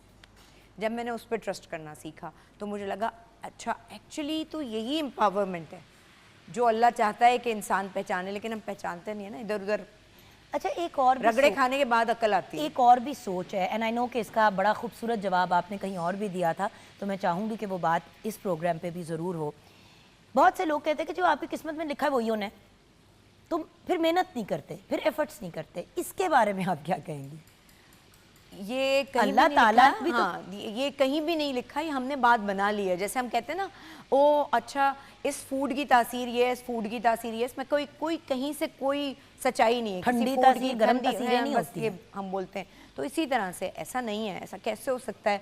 अल्लाह भी उन लोगों की मदद करता है जो अपनी मदद आप करते हैं। एग्जैक्टली। तो आप, मैं यहाँ बैठी रहूँ, मैं सोचूं अल्लाह खुद नीचे आएंगे वो मेरा काम, ऐसा तो नहीं, दिस इज नॉट पॉसिबल। मतलब दुनिया में कोई ऐसा बंदा है जो कह सकता है कि मेरे ऊपर पैसों की एक बहार हुई? ऐसे तो नहीं होता ना। आप काम करते हैं, आप एफर्ट करते हैं। अब आपको वसीला बनाया बहुत सी बेटियों के लिए। अब मुझे एक बात बताओ, देखो हमारी स्पेशली आर्टिस्ट कम्युनिटी बहुत सेल्फिश हो जाती है। सेल्फिश नहीं कहूँगी, मतलब अपनी ज़ात की, यार मैं अपने आप को सिक्योर करूँ, अपना फ्यूचर सिक्योर करूँ, बच्चों का फ्यूचर सिक्योर करूँ, उससे बाहर नहीं निकल पाते। क्या कहोगी? मैं तो यही कहूँगी कि जहाँ तक आपको अपना, जब आप खुद अपने आप को जज कर लेते हैं ना, आपको पता चलता है कि who you are, who I am, तो उस सिलसिले में फिर आपकी जो है ना, ये जो आप जैसे बात कर रही हैं कि हम अपनी ज़ात को छोड़ के हम बच्चों का ख्याल कर रहे हैं, हम बाकियों का ख्याल कर रहे हैं, हम अपने आप को वैल्यू नहीं दे रहे, अपने आप को समझ नहीं रहे, तो मैं इसमें यही कहना चाहूँगी कि सबसे बड़े जज आप खुद हैं।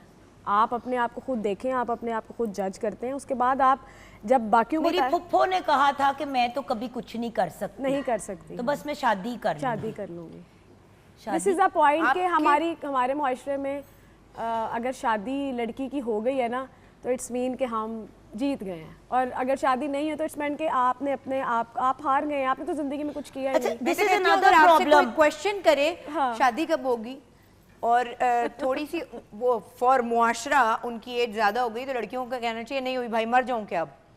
मतलब ये आप एक दफ़ा तड़क के इस तरह से जवाब दे देंगे, दूसरा सामने वाला फिर पूछेगा नहीं। आपको जवाब देना भी आना चाहिए। लेकिन आपने एक बहुत अच्छा भी क्वेश्चन जो इनसे किया, मैं जो ख़वातीन को हम बात कर रहे हैं ना, वुमेन एम्पावरमेंट की, हम समझते हैं, हम इतने मायोपिक होके देखते हैं सिर्फ ये चीज़, अल्लाह मियाँ ने इधर अम्मा अब्बा के यहाँ पैदा कर दिया, यहाँ शादी कर दी, ये भाई हैं, ये बहनें हैं, ये 2 बच्चे हैं, 4 बच्चे, जो भी, बस ये इन्हीं के लिए मुझे करना है। इसको थोड़ा सा बड़ा करें, थोड़ा सा अपने होराइजन को बड़ा करें, और अपने आप को भी ये बताएं कि आपको अल्लाह ताला ने इस दुनिया में जिस मकसद या जिस चीज़ के लिए भेजा है, वो 4 लोगों का गिरोह नहीं है, वो बहुत बड़ा है और बड़ा होना चाहिए वो सर्कल। तो इसलिए जैसे आप अगर रोज़ सुबह बता रही हैं, आई एम श्योर जॉब के अपने तकाजे भी होते हैं, उसके अपने फॉर्मेट्स और अपनी चीज़ें, लेकिन अगर आपके मुंह से, आपके बोल से किसी इतने लाखों करोड़ों औरतें जो देख रही हैं आपको, 2 की भी लाइफ चेंज हो जाती है, तो आपकी तो ज़िंदगी सफल है ना, आपकी तो ज़िंदगी का जी। लेकिन उसके अलावा क्या क्या हो रहा है? What do you up to? अच्छा, मुझे तो कभी People are very curious कि what is Shaista up to? कि मैंने अब हफ्ते में ना दिन रख लिए हैं कि इस दिन ये बता सारे हमें पूरा हफ्ता बताएं, है ना। I want to know Friday that. मैंने शीन के लिए रखा हुआ है कि अपनी मेरी क्लोथिंग लाइन है जिसमें डिजाइनिंग का मुझे कक नहीं पता, उसमें अपने डिजाइनर्स अपने काम लोग कर रहे हैं, बस मैं तो जाके बाकी जो मेरी चीजें चेक करने बड़ा अच्छा आउटफिट थैंक पहना यू। आपने। अच्छा, इसके अलावा फिर क्लिनिक को ज़ाहिर है मैं हफ्ते में 4 से 5 दिन क्लिनिक होता है, जो कि अब मेरी ब्रांचेस लाहौर में भी और कराची में भी है, इस्लामाबाद इस्लामाबाद में भी है। अब फैसलाबाद में भी स्टार्ट हो रहा है। तो और कराची में 4, तो I'm so proud of you. Thank you so I'm much. so proud of you. Cosmetic and organic skin care है, तो वो तो चल मैं भी, रहा है। अच्छा अपनी भी मेरी organic skin care hair care की लाइन है और मैं यूज है और मैं शाइस्ता के भी प्रोडक्ट्स यूज करती हूँ बिकॉज एक बात बताऊँ views, I will be honest, एक नैयर आपा, एक शाइस्ता जी, इन लोगों को देख के मैं इंस्पायर हुई, जो सच्ची बात है, मैं क्यों झूठ बोलूँ। आपने उस वक्त स्टार्ट किया जब हम में से किसी ने सोचा भी नहीं था, और जहाँ क्रेडिट बनता है आपको जरूर देना चाहिए। सच्ची बात है, इनको देख के मैंने कहा यार मैं भी हर वक्त ऑर्गेनिक ऑर्गेनिक कहती रहती हूँ, तो मैं भी ट्राई करके लेकिन देख आपकी मुझे सबसे अच्छी बात क्या लगती है, आपकी प्रोडक्ट्स में आपकी जो पीछे नॉलेज होती है ना, आपको आप खुद स्किन स्पेशलिस्ट नहीं होंगी, लेकिन आपके जो आपने ऑन बोर्ड इतनी तो विजन, इतना तो दिमाग चलता है ना कि मैंने जो एक काम मैं कर रही हूँ उसके जो प्रोफेशनल लोग हैं मैं उन्हें ऑन बोर्ड करूँ। फूड का इतना नहीं मालूम था, लेकिन उसके बाद जब आप वो लोग साथ आते हैं, आप टीम प्रॉपर बनाते हैं, उसमें आप कंजूसी ना करें please. By the way your weight loss and slimming teas are amazing. Thank you. शायद मैंने इस्तेमाल की हो जिंदगी में बड़ी दफा, जब आपने उस वक्त मुझे दी थी ना प्रोग्राम पे, उस वक्त मैंने यूज की, उसके बाद मैंने कुछ 6 दफा ऑर्डर किया। लेकिन एक बात है, वैसे आपने अपने आप को इतना अच्छा मेंटेन किया हुआ है जुगन, मुझे लेकिन लगता है ये एक मजदूर आदमी है। ये सुबह से इसकी मजदूरी शुरू होती है, इसकी रात गए तक बच्चे से पागल किए रखते हैं। बात हम लोग कभी कभी करते हैं कि जो शादी जो छोटी उम्र में होती है ना, उसमें फायदा ही होता है कि आप खुद भी यंग होते हैं, आपकी एनर्जी भी होती है और आप इंजॉय कर रहे होते हैं, और बच्चे साथ ही उग जाते हैं आपके, टाइम भी दे, हाँ आप और बच्चे साथ उग जाते हैं। अच्छा, सो ये सारा कुछ हो रहा है, फूड का भी चल रहा है, हमारा स्किन केयर हेयर केयर भी चल रहा है, हमारा कॉस्मेटिक भी चल रहा है, माशाल्लाह माशाल्लाह कहते हुए मेरा इतना दिल खुश हो रहा है, अल्लाह नजर ना लगाए। And then of course you got your clinics also. तो अब मुझे लगा कि इतनी सारी चीजें करने के बाद कुछ ऐसा कोई जरूर तो करना CSR एक्टिविटी होनी चाहिए कि एटलीस्ट मुझे जो मिला है इस पूरी जगह से, जिसमें मुझे इज्जत, प्यार, पैसे सब कुछ मिल गया, अब मैंने क्या करना है वापस।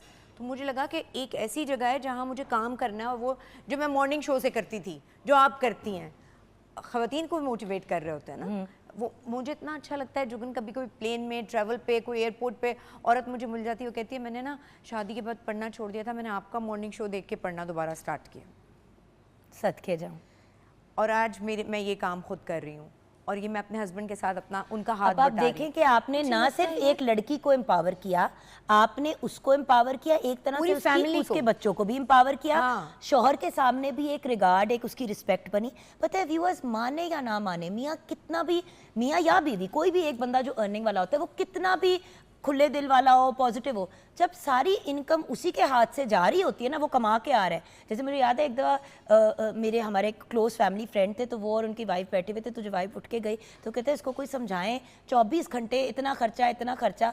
तो मैंने कहा भैया क्या हो गया है, मतलब कहते हैं मैंने शादी की थी पढ़ी लिखी लड़की से कि ये भी कुछ करेगी, अब मुझे इसने बर्थडे के लिए गिफ्ट लेके देना होता है, मेरे से ही पैसे लेती है। वो तो मजाक कर रहे थे, लेकिन वो बात मुझे चुभी कहीं जाके कि वो उसके उस बच्ची के पास, मेरी उस फ्रेंड के पास इतने भी पैसे नहीं है कि वो प्रेजेंट अपने हस्बैंड के लिए लेना चाहे, तो वो अपने पैसों से नहीं ले सकती। ठीक है, हस्बैंड ने दे दिया चाहे व्हाटएवर। आप बच्चों को बेहतर स्कूल में पढ़ाना चाहें, आप बच्चों के लिए कुछ और करना चाहें कि इसके साथ हम ये भी कर लेते हैं, अपना घर बनाना चाहे यार, अपनी छत। बिल्कुल, तो उसके लिए बहुत ज़रूरी है कि आपको खुद अपने पैरों पर खड़ा होना पड़ेगा। और इसमें कोई, अगर आप अपने हस्बैंड से आगे भी निकल जाती हैं तो प्लीज़ ज़िंदगी में बैलेंस रखें। मयाना रवि, और ख़वातीन में ये बहुत होता है कि अपने दिमाग जो है ना वो रखें। ओके, इसका मतलब ये नहीं है कि आपको कुछ ऐसी चीज़ हो गई है कि कोई हस्बैंड से कोई बरतर हो गई है, दोनों इक्वल हैं और इक्वल ही मिलकर फैमिली चलाते हैं। बड़ी खूबसूरत बात की। देखें व्यूअर्स, ना औरत को ओवर होना चाहिए ना मर्द को ओवर होना चाहिए। इससे मुराद ये है कि देखें, चढ़ाई एक दूसरे पे करना, अपना टैका बनाना, रिश्ते ख़राब होते हैं। ये हम सिर्फ ख़वातीन को नहीं कह रहे, मर्द भी जब औरतों पे चढ़ाई करते हैं तो औरतों को अच्छा नहीं लगता। दूसरे के लिए वो पसंद करे जो अपनी ज़ात के लिए करते हैं। शौहर के साथ उस तरह पेश आए जैसे आप चाहते हैं वो आपके साथ पेश आए, या तो वो अपना रद्द-ए-अमल चेंज कर लेगा या फिर आप किसी और डिसीजन की तरफ चली जाएंगे। पता है, बहुत सारे घरों में सिर्फ शादियां लड़कियों के इसलिए नहीं होती कि ओ मेरी बेटी ने तो इतना पढ़ लिया, ये काम कर रही है, अब मैं इस लड़के से कैसे शादी करवा दूँ। हम यही देखते रहे तो कभी भी मैच के जोड़े नहीं मिलेंगे, ऐसा तो सवाल नहीं पैदा हो सकता। Thank you so much Ayesha, thank you. Saira, आप कहीं नहीं जा रही हैं, आप चुप करके यहीं पे बैठी रहें। सायरा को हम कहीं नहीं जाने देंगे क्योंकि हम आपकी आवाज़ बहुत अच्छी है और आपने म्यूजिक में जो मास्टर्स किया है दैट इज कमेंडेबल। तो जो मास्टर्स तो गोल्ड एम्पावरमेंट ही मुझे का एक हिस्सा है कि एक फ़ीमेल हो के म्यूज़िकोलॉजी को पढ़ना और फिर उसी फील्ड में आगे आना इट्स मैंने अपने बच्चे को डाला था ओ लेवल्स में ना म्यूजिक में, बेचारा परेशान हो गया एक साल। एक बहुत मुश्किल काम है, अगर मैं Music कहूँ कि पढ़ना, डॉक्टरी से हाँ। मुश्किल है तो ये बात बहुत गलत नहीं मुश्किल होगी। है, हाँ। तो सीधे डॉक्टर हो। अच्छा, सो यहाँ पे व्यूअर्स हम अब ब्रेक की तरफ जाएंगे। शाइस्ता जी का बहुत बहुत शुक्रिया। देखिए viewers, being such a big celebrity, इस प्रोग्राम के लिए वक्त निकालना, मोहब्बत प्यार में आना, सिर्फ इसलिए क्योंकि मैंने कहा कि जब हम शाइस्ता जी बात कर रहे हैं हाई अचीवर्स की और हम डिफरेंट लोगों से मुलाकात करा रहे हैं अपने व्यूअर्स से, तो आपसे तो लोगों की रेगुलरली मुलाकात होती है, बट आप यूजुअली या तो एक्टिंग कर रहे होते हो या एज अ होस्ट लोगों से बात कर रहे होते हो। तो आज एज एन एम्पावर्ड वुमन आके एज एन इंस्पिरेशन आए, तो उनका बहुत शुक्रिया कि इन्होंने वक्त निकाला। जुगन का एंड एंटायर टीम का, पीटीवी का बहुत शुक्रिया कि इस तरह प्लेटफॉर्म पे बात करने की हमारी मेरी बहुत दिन से था ये कि मैं जाऊंगी, लाहौर आती थी, लेकिन कभी ये पूरी नहीं हो सकी बात कि मैं जुगन के प्रोग्राम में आऊँ। Thank you so much. और बाय द वे इनके क्लिनिक पे मैं रेगुलरली जाती हूँ, सिर्फ बातें करने के लिए नहीं। खैर ब्रेक के बाद आएंगे, हमारे साथ रहिए।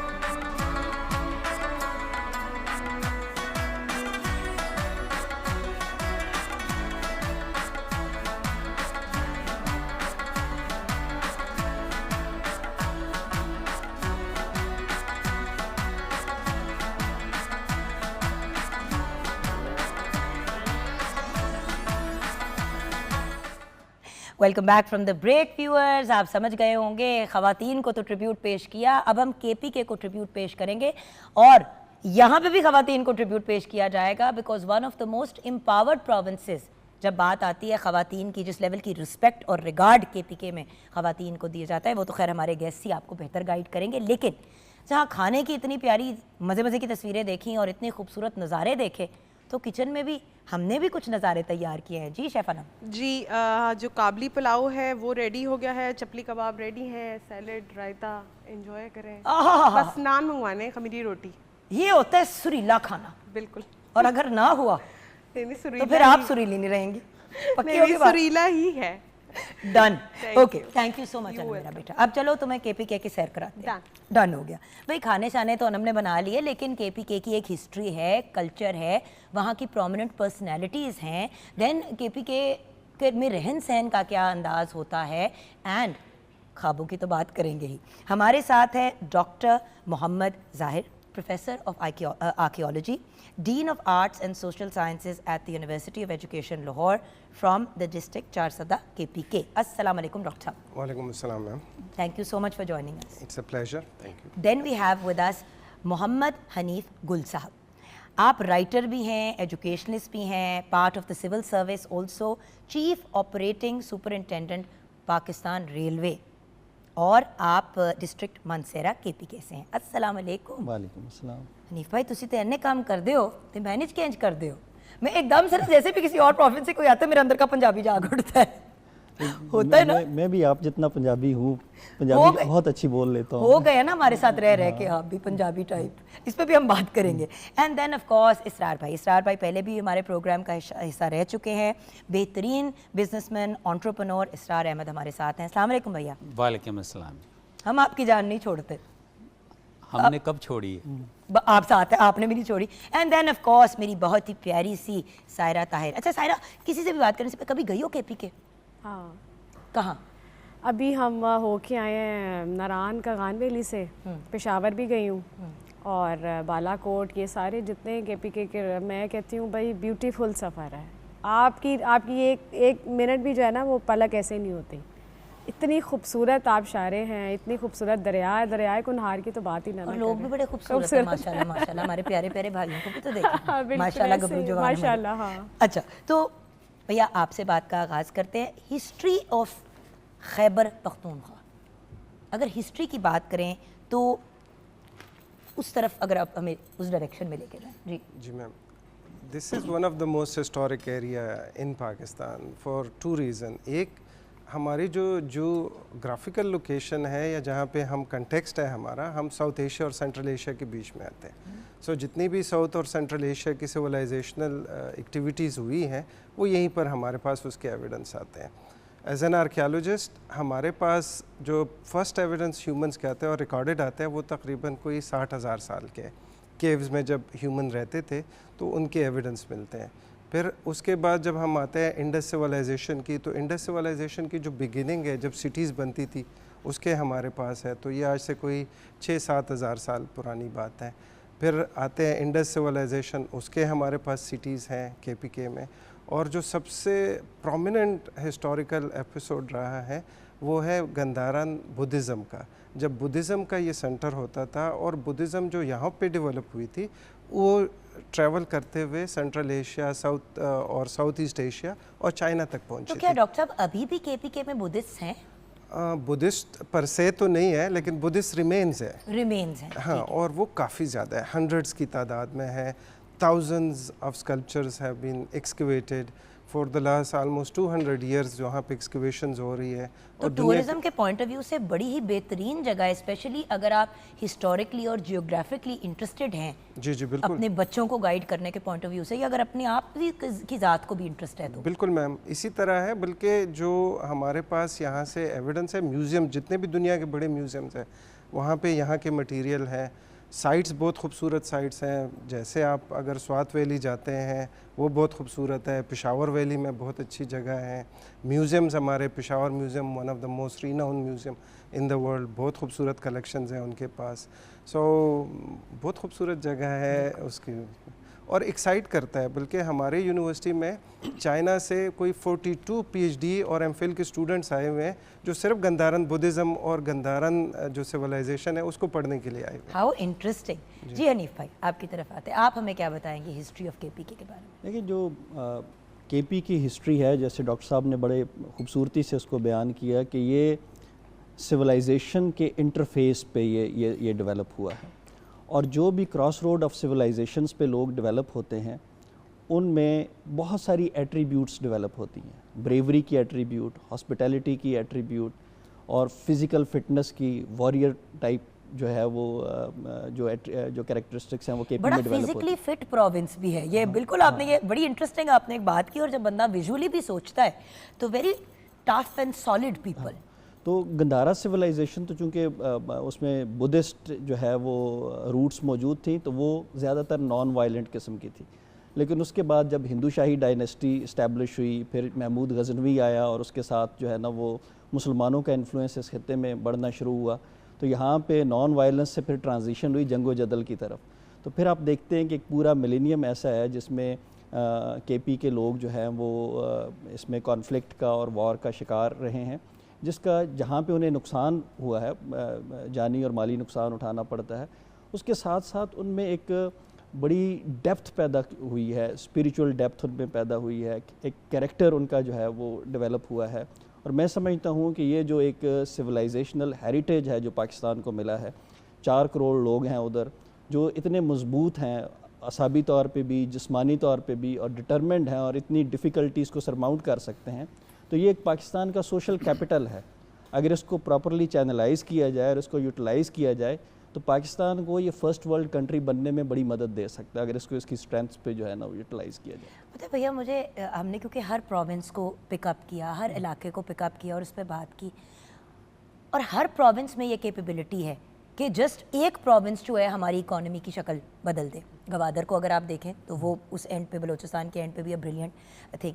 अब मैं हमेशा ये सोचती हूँ कि अगर हर प्रोविंस इंडिपेंडेंटली एम्पावर होकर कलेक्टिवली एम्पावर हो जाए, जैसे कि आपने कहा सुपर क्या, हम तो सुपर पावर बन जाए, क्योंकि इसरार भाई आपको भी पता है इकोनॉमी के पॉइंट ऑफ व्यू से यूजुअली बड़े बड़े इवन अमेरिका वगैरह के अंदर देखें तो सर्टन एरियाज हैं जो बहुत एम्पावर्ड है, बाकियों को भी वो लेके चल रहे हैं। हमारा तो हर प्रोविंस बड़ा एम्पावर्ड है।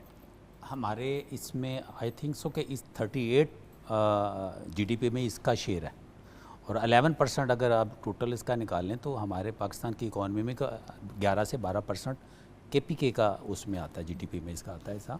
और अगर बीइंग ए बिजनेस कम्युनिटी की तरफ देखते हुए बात करूं तो हमारी शायरा रेशम जो है वो केपीके से है। आप देखें कि हज़ारों भैया साल एक्चुअली पता है क्यों पूछ रही हूँ, क्योंकि लोग जब ज़्यादातर सोचते हैं ना कि यार काम के लिए अगर कोई शिफ्ट भी होता है जिधर भी किसी गांव देहात में कहीं भी रह रहा तो कहते हैं यार लाहौर चलते हैं, कराची चलते हैं, ज़्यादा से ज़्यादा कहेंगे इस्लामाबाद चले जाते हैं, मुल्तान चले जाएंगे, कोयटा चले जाएंगे। केपीके की तरफ क्यों नहीं रुख करते लोग, मतलब री अपने आप को इस्टेब्लिश करने? देखें केपीके अभी बहुत फैसिलिटेट कर रहा है। अब तो मौजूदा बहुत गवर्नमेंट में बहुत ज़्यादा उसकी फैसिलिटेशन हैं। केपीके में बहुत बड़ी इंडस्ट्रियल स्टेट हैं, एक पेशावर में है, एक हतार में है, और टैक्स फ्री है जोन है उसके अंदर। लोगों के पास बहुत सारे मौके हैं, बहुत सारे। आजकल तो पंजाब से उठकर लोग केपीके में जा रहे हैं। हतार वहाँ पर बहुत सारी इंडस्ट्री डेवलपमेंट हो रही है, इंडस्ट्री को देखते हैं वहाँ पर बहुत सारे कारखाने फैक्ट्रियाँ वहाँ पर इस्टेब्लिश हो रही हैं। ऐसी बात नहीं है, एक दौर था कि लोग मुंह उठाते थे तो पंजाब की तरफ आ जाया करते थे, मगर अब नहीं है। अब वहाँ पर बहुत बड़ी इंडस्ट्री है वहाँ पर, और उसका बहुत ज़्यादा अमल दखल है हमारी इसके अंदर, इकॉनमी के अंदर। सो अगर हम केपीके की बात करें लाइक विजिट करने के पॉइंट ऑफ व्यू से, हमने कुछ चीज़ें टच अपॉन की, बट अगर टूरिज़्म के पॉइंट ऑफ व्यू से करें, क्योंकि मैं जो बार बार इस शो में हम लोग एज ए टीम चीज़ पुश करें कि भाई पहले अपना मुल्क तो देखो। हर बंदे की ख्वाहिश होती है कि यार बाहर जाना है, बाहर जाना है। अच्छा बाहर जाके अब दुबई बेचारे हर कोई कहते होगा कि उसको शायद दुबई से प्रॉब्लम है, बट आई मीन इज़ कि दुबई तक जाने के लिए तैयार हैं, और इतने पैसे से उस दुबई के भी जो हमारे इतने करीब भी है उससे आधे से आधे पैसों में आप आधे पाकिस्तान का टूर कर सकते हैं। और वहाँ दुबई जाके आपने किसी छोटे से गंदे से होटल में रहना है, देखने की कोई जगह नहीं। पाकिस्तान का तो हर कोना, और केपीके तो बहुत ही खूबसूरत है सर। जी बिल्कुल तो सही केपीके बात। की खूबसूरती पे बात करते हैं, आज की खूबसूरती। मैडम आप अगर हमारे नॉर्थ को देखें, ख़ास तौर पे डिस्ट्रिक्ट चतराल में, आपको वहाँ पे हमारे जो डिफरेंट फ्लेवर्स है पाकिस्तान के वो नज़र आते हैं। कैलाश वैलीज़ अगर आप गए हैं, कैलाशा जो ट्राइब्स हैं हमारे वहाँ पे है, जो हमारा बरोगल का एरिया है जो बिल्कुल सेंट्रल एशिया के साथ वाखान कॉरिडोर के साथ लगता है, वो इंतहाई खूबसूरत है। आप दीर के जो आप डिस्ट्रिक्ट दीर अपर एंड लोअर में अगर आप जाएं, खूबसूरत पहाड़, खूबसूरत वैलीज़, बहुत सारी वैलीज़ ऐसी हैं जो उनको अभी तक एक्सप्लोर नहीं किया गया। बहुत सारे लेक्स ऐसे हैं, थाउजेंड्स ऑफ लेक्स हैं जहाँ पे लोग नहीं गए। लेकिन डॉक्टर साहब वही वाली बात है ना, आप सर आपके पास आऊँगी, टूरिज़्म के पॉइंट ऑफ व्यू से मौक़ों की बात इसलिए करूँगी क्योंकि देखें क्या लोग फैमिली के साथ जाके इन जगहों पे रह सकते हैं, क्या फॉरेनर्स आके, मतलब आप समझ रहे हैं फैसिलिटीज़ हैं क्या? मेरा एक्चुअली उसकी तरफ मैं जाना चाह रही हूँ। है तो सब कुछ बड़ी खूबसूरती है, जी। लेकिन क्या जैसे कि आप अपनी पूरी फैमिली को लेके वहाँ पे जा सकते हैं टूरिस्ट के तौर पे? देखिए मेरी गुड लक ये है कि सिविल समिट मैंने पाकिस्तान के सारे सूबों में काम किया है, सारे कैपिटल्स में सर्व किया है, कश्मीर में मैंने सर्व किया है, और पाकिस्तान का शायद ही कोई ज़िला ऐसा हो जो मैंने विज़िट ना किया। आपकी पोस्ट भी तो कुछ ऐसी है ना। तो केपी जो है वो अगर आप उसको in terms of natural beauty कहें तो ये एट पार है यूरोप के। मैंने स्कैंडिनेविया भी पूरा विज़िट किया हुआ है सारे, तो मैं उसको एट पार समझता हूँ। लेकिन जो आपने बात की ना, उसके लिए ज़रूरी है कि आपके पास टूरिज़म का एक बेहतरीन एकोसिस्टम मौजूद है, और उस एकोसिस्टम में सबसे बुनियादी चीज़ अमन और अमान है कि जिस खित्ते में आप जाना चाहते हैं, आपके अनएक्सप्लोर्ड स्पॉट्स हैं, उन तक आपकी एक्सेस जो है ना वो बिल्कुल सेफ और साउंड है। लेकिन सर देखें ना, ये बिजनेस अपॉर्चुनिटी है। आप देखें जब नथिया गली मरी एक एक्साइटिंग जगह बनी, सारी दुनिया ने वहाँ पे अपने होटल चीज़ें लगानी शुरू कर दी। स्टेट तो अपना काम करता है, गवर्नमेंट के तो बहुत से पूरे पाकिस्तान में, सर आपसे बेहतर कौन जानता है, हर जगह पे है गेस्ट हाउसेज ये वो वगैरह रहने के लिए। लेकिन हमारी अगर सिविल सोसाइटी बाहर निकलेगी sir, from a business point of view also, star भाई, अगर लोग वहाँ पे इन्वेस्ट करना शुरू करें टूरिज्म के अंदर, तो अरबों कमाए जा सकते हैं, करोड़ों से काफ़ी आगे। अभी लोग कर रहे हैं इन्वेस्ट, मगर जैसा कि इन्होंने भी कहा कि जो नेचुरल ब्यूटी है, जैसे लोग स्विट्ज़रलैंड तो चले जाते हैं, आप भी कह रही हैं, मगर पाकिस्तान के पास जो स्विट्ज़रलैंड सवाद जैसी वैली है, इससे खूबसूरत क्या इलाका होगा स्विट्ज़रलैंड में। नेचुरल है बिल्कुल, मगर जो वो इन्वेस्टमेंट कर रहे हैं वो इन्वेस्टमेंट उनकी होटल की तरफ है, वो जो चीज़ें जो नेचुरल चीज़ों को तबाह बर्बाद किया जा रहा है, मैं चाहता हूँ कि यानी ऐसा ना किया जाए, इन्वेस्टमेंट किसी और पर्पज़ में की जाए। बहुत सारी ऐसी चीज़ें हैं जिस पे आप डेवलपमेंट कर सकते हैं। वहाँ पर जिस चीज़ पर मुझे कभी कभी एतराज़ भी होता है, आप भी गई होंगी, कि ये जो जिप लाइन है या ऐसी लिफ्ट या ऐसी चेयर्स, वो केबल कार्स बना दी हैं जो लोगों ने प्राइवेट लगाई हैं, सारी उसकी नेचुरल ब्यूटी को भी तबाह कर रहे हैं। और सेफ्टी पॉइंट ऑफ व्यू से एक आप क्वेश्चन कर रही थी कि वहाँ पर हम बहुत सेफ्टी है, इंफ्रास्ट्रक्चर बहुत अच्छा है। अभी देखें उसके आप एक कागान नारायण जाने के लिए एक हज़ारा मोटरवे ऑलरेडी उसमें गवर्नमेंट ने बनाया है। फिर कर्नल शेर खान का मोटरवे है, अगर आप सवात वैली की तरफ जाना चाहते हैं अप टू द खुंजराब पास तक जा सकते हैं, और वेरी इजी है, बहुत खूबसूरत जगह हैं। यानी उसमें कोई ऐसी कबाहत नहीं है। पाकिस्तानियों को पहले ये वाली अपने इलाके को, अपने पाकिस्तान को देखना चाहिए, फिर किसी और कंट्री की तरफ जाएं, बजाय कि कंक्रीट सिटी हम देखने के लिए भाग रहे हैं। भैया मुझे पता है वाट क्या चलता है, यूरो रेल, हर बंदा यूरो रेलवे। हमारा अब रेलवे सिस्टम, आप सर आपसे बेहतर कौन जानता है कि बहुत बहुत बेहतर और बहुत मेजर इंप्रूवमेंट्स उसमें आई हैं। अब वो पुराने वक्तों वाले मामलात नहीं है, बहुत बेहतर हो चुकी है चीज़ें। अपने मुल्क में क्यों नहीं ट्रेन पे, अच्छा बाहर के मुल्क में जाके पैदल भी चलेंगे, अपने मुल्क में पता नहीं क्या मसाइल होते। तो पॉइंट इज व्यूअर्स, सबसे पहला step as far as tourist and visualise करने का हमारा फ़र्ज़ बनता है। फॉरनर आते हैं तो कहते हैं अच्छा जी चलो पेशावर चलते हैं, फॉरनर आपके साथ हो के कहेंगे यू बीन हियर बिफोर, नहीं जी हम भी पहली दफ़ा आए हैं। कितनी अफसोस की बात है। सो द पॉइंट इज़ अपने मुल्क को देख मिलना। वेल ट्रैवल्ड बंदा वो है जिसको पहले अपनी जगह का पता है और फिर दूसरी जगहों का पता है। हमें दूसरी जगहों में वो जो कहते हैं दूर के ढोल सुहाने। So at the end of the day अपने मुल्क के ऊपर फोकस करना मेरे ख्याल से एक बेहतर अमल है। ब्रेक की तरफ जाएंगे, ब्रेक के बाद जब वापस आएंगे, सायरा जी आपको सिर्फ हमने बिठाना नहीं है, आपसे कुछ सुनना भी है हमने तानों के अलावा, और ऑफ कोर्स ये भी जाना है। आप थोड़ी सी लाइट गुफ्तगू की तरफ आएंगे ब्रेक के बाद, खाने पीने के वहाँ पे चीज़ें हैं, वहाँ पे शादियों के किस किस्म के त्यौहार होते हैं, क्योंकि हर प्रोविंस के अपना एक डिफरेंट कल्चर है। तो कल्चर ऑफ KPK की डिस्कशन करेंगे ब्रेक के बाद।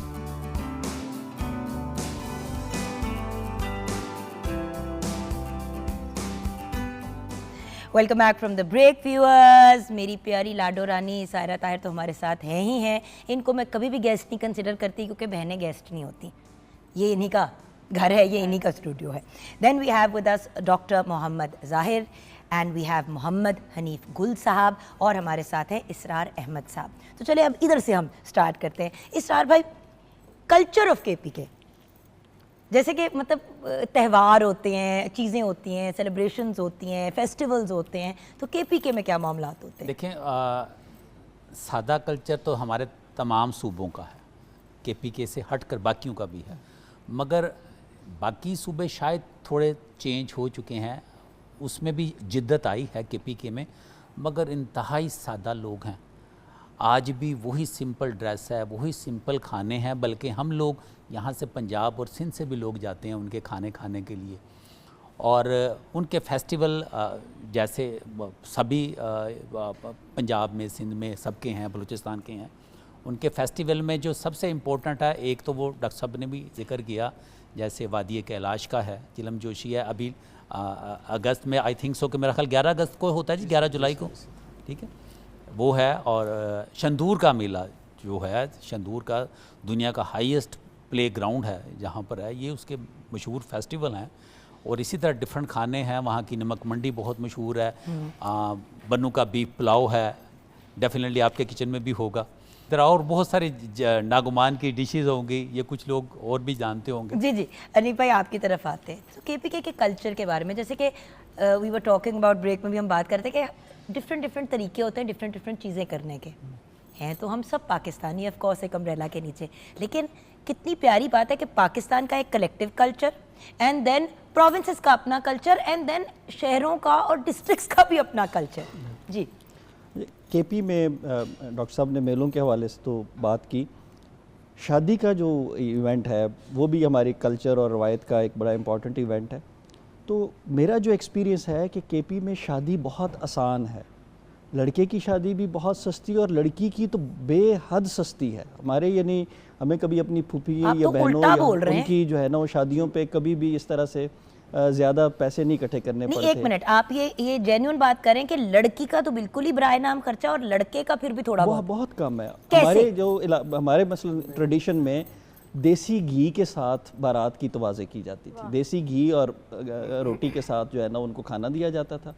डोली में दुल्हन को लाया जाता था। कुछ वैसे छोटी हल्की फुल्की रसूमात होती हैं बाज़ औक़ात। वहाँ पे ये रिवाज है कि अगर आप जब दुल्हन लेने आएंगे तो बाज़ औक़ात अगले कह देते हैं ये हमने निशाना रखा हुआ है, आप इसको निशाना मारें, तो वो फायरिंग करते हैं उस पर। फिर जो है ना कोई बड़ा सा पत्थर रख लेंगे कि जो बाराती है उनमें से कोई इस पत्थर को उठाएगा तो हम जो है ना वो डोली देंगे। इसी तरह से कोई गत्के का जूते छुपाई की होती है हमारे यहाँ कोई गत्के का प्लेयर खड़ा कर देते हैं कि इसके साथ कोई गत्का खेलेगा तो फिर जो है ना वो उसको लेके जाएंगे। अच्छा, by the way very fun loving. हाँ, तो इस तरह की चीज़ें तो वहाँ पे है। लेकिन हमारी फैमिलीज़ में जितनी भी शादी हुई, मेरी अपनी शादी, मेरी बहन की शादी, मेरी फूफो की शादी, चचों की बात, ये इतनी सस्ती हुई है घर वालों को पता ही नहीं चला। ऐसे लगा कि जैसे कोई एक घर में बड़ा फंक्शन है, शादी नहीं कर सकते कि कितनी शादी की फेस्टिविटी होती है। जिस घर में शादी होती है वहाँ पे ख़वातीन 15-20 दिन पहले आना शुरू हो जाती हैं गाँव की। वो अपनी ढोलकी, गाने, माइये ये वगैरह करते रहते हैं। इस तरह की फेस्टिविटी ज़रूर होती है। लेकिन अगर आप ये कहें कि फाइनेंशियल बर्डन फैमिली पे हो, वो ज़्यादा नहीं पड़ता। और ना उस तरह से जहेज़ का रिवाज हमारी रवायत में बिल्कुल भी नहीं है। हमें बहुत ही प्यारे लोग जी। मैडम, इसी तरह की जो खर्चे वाली बात है वो मेल की तरफ से होता है, फीमेल की तरफ से नहीं होता है। सो अगर जहेज़ पे कोई ख़र्चा है तो वो मेल ने करना होता है, उसने बनाना होता है जहेज़, बजाय फ़ीमेल के। तो फ़ीमेल के ऊपर कोई वो नहीं। प्लस जो शादी के जो फेस्टिविटी है, जो खाना है, वो भी बड़ा सिंपल है। फॉर एग्ज़ाम्पल हमारे इलाक़ों में हम जैसे आप राइस जपनीका या मोटा चावल कहते हैं, इसी के साथ वो करते हैं, यही चावल दे देते हैं। तो सिंपल है सर की बात, ठीक है, सिंप्लिसिटी है, शो ऑफ नहीं है। शो ऑफ जर्नली आप देखेंगे कि KPK पठानों में बहुत काम होता है। सो ये एक वो है कि शो ऑफ उस तरफ थोड़ा कम है। अच्छा, आपको कल्चर की सबसे ज़्यादा कौन सी चीज़ प्यारी लगती है अपने? मैडम, हमारा जो कल्चर है जो KPK में, चूँकि पश्तून है तो हमारा पश्तूनवली का एक कोड है जो अनरिटन कोड है, और जिसको हम कहते हैं कि मिलमस्तिया। उसमें जो आप गेस्ट का ये कह लें कि मेहमान नवाजी है, ये हमारी बुनियादी उसमें है। और न नवाते हम रिफ्यूज देते हैं। हम लोगों को कोई भी आ जाए, हमारा दुश्मन क्यों ना हो, आता है हमारे पास, हमने रिफ्यूज देना होता है। हमारा एक तुरा का इसका इसी उसका है कि हमने ब्रेवरी के साथ सेल्फ डिफेंस भी करना होता है, हथियार बंद रहना होता है। बिकॉज ऑफ और जो एक्सटेंडेड हिस्ट्री है वारफेयर की, हमारी लोकेशन जो है, सारे इन्वेडर्स उसी तरफ से आने हैं, पहली क्रशिंग जो है वो हमने बर्दाश्त करनी होती है। तो उस वजह से गैरत का जो है हमारा कंसेप्ट है। तो ये जो है, तो ये एक पूरा कोड है, जो कोड ऑफ लाइफ है। और ज़ुबान जो है हमारी, जो मेजॉरिटी की है पश्तो, तो पश्तो सिर्फ बोलने की ज़ुबान नहीं है। लोग कहते हैं तुम में पश्तो नहीं है। सो पश्तो एज ए प्रैक्टिसिंग वो है, पश्तो इज़ अ लाइफस्टाइल। बिल्कुल जी, ये लाइफस्टाइल है। और वही वाली बात ना, अनदर प्रोविंस, मैंने आपको याद है कुछ दिन पहले भी व्यूअर्स आपके साथ शेयर किया था कि सिंध में हर सिंधी बच्चा सिंधी जानता है। तो सबसे पहले जो ज़बान कोई भी बच्चा जब KPK में पैदा होता है तो वो पश्तो सीखता है। जी जी, माँ बोली सीखता है, उसके साथ फिर उर्दू, अंग्रेज़ी जो भी सीखना है। बट ये भी एक इम्पॉर्टेंट चीज़ है कि अपनी प्रोविंशियल लैंग्वेज भी आपको आनी चाहिए, अपने इलाके की लैंग्वेज, और देन योर स्टेट की language, national language which is Urdu. तो सर, आपका पैगाम हमारे व्यूअर्स के लिए इंडिपेंडेंस डे की आमद है आप तीनों का। मेरा पैगाम है कि एक तो सबसे पहले आपको यौम आज़ादी का दिन मुबारक हो।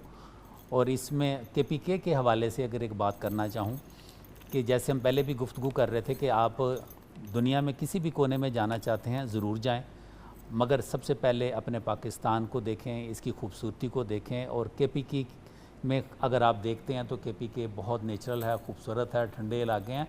और इसके साथ साथ ये भी कहना चाहूँगा कि अगर जब आप इन इलाकों में जाएँ, पाकिस्तान के किसी भी इलाके में जाएँ, जिस तरह आप मुल्क से बाहर जाते हैं, केयर करते हैं सफाई की, हर चीज़ की, तो कोशिश किया करें कि वहाँ पर अगर आप कुछ खाते हैं पीते हैं तो वो अपने पास कोई ऐसा शॉपर बैग रखें, उसमें फेंकें, बजाय इसके कि रोड्स पर फेंकें। और इसके साथ साथ एक लास्ट में एक बात कहना चाहूँगा कि अगर आपने 14 अगस्त वाले दिन बाजा बजाना है 400-500 का लेकर, या 100 रुपये का दरख्त लगा दें, तो दो फैसला आपने करना है कि मच बेटर क्या है, ग्रीन पाकिस्तान होना चाहिए।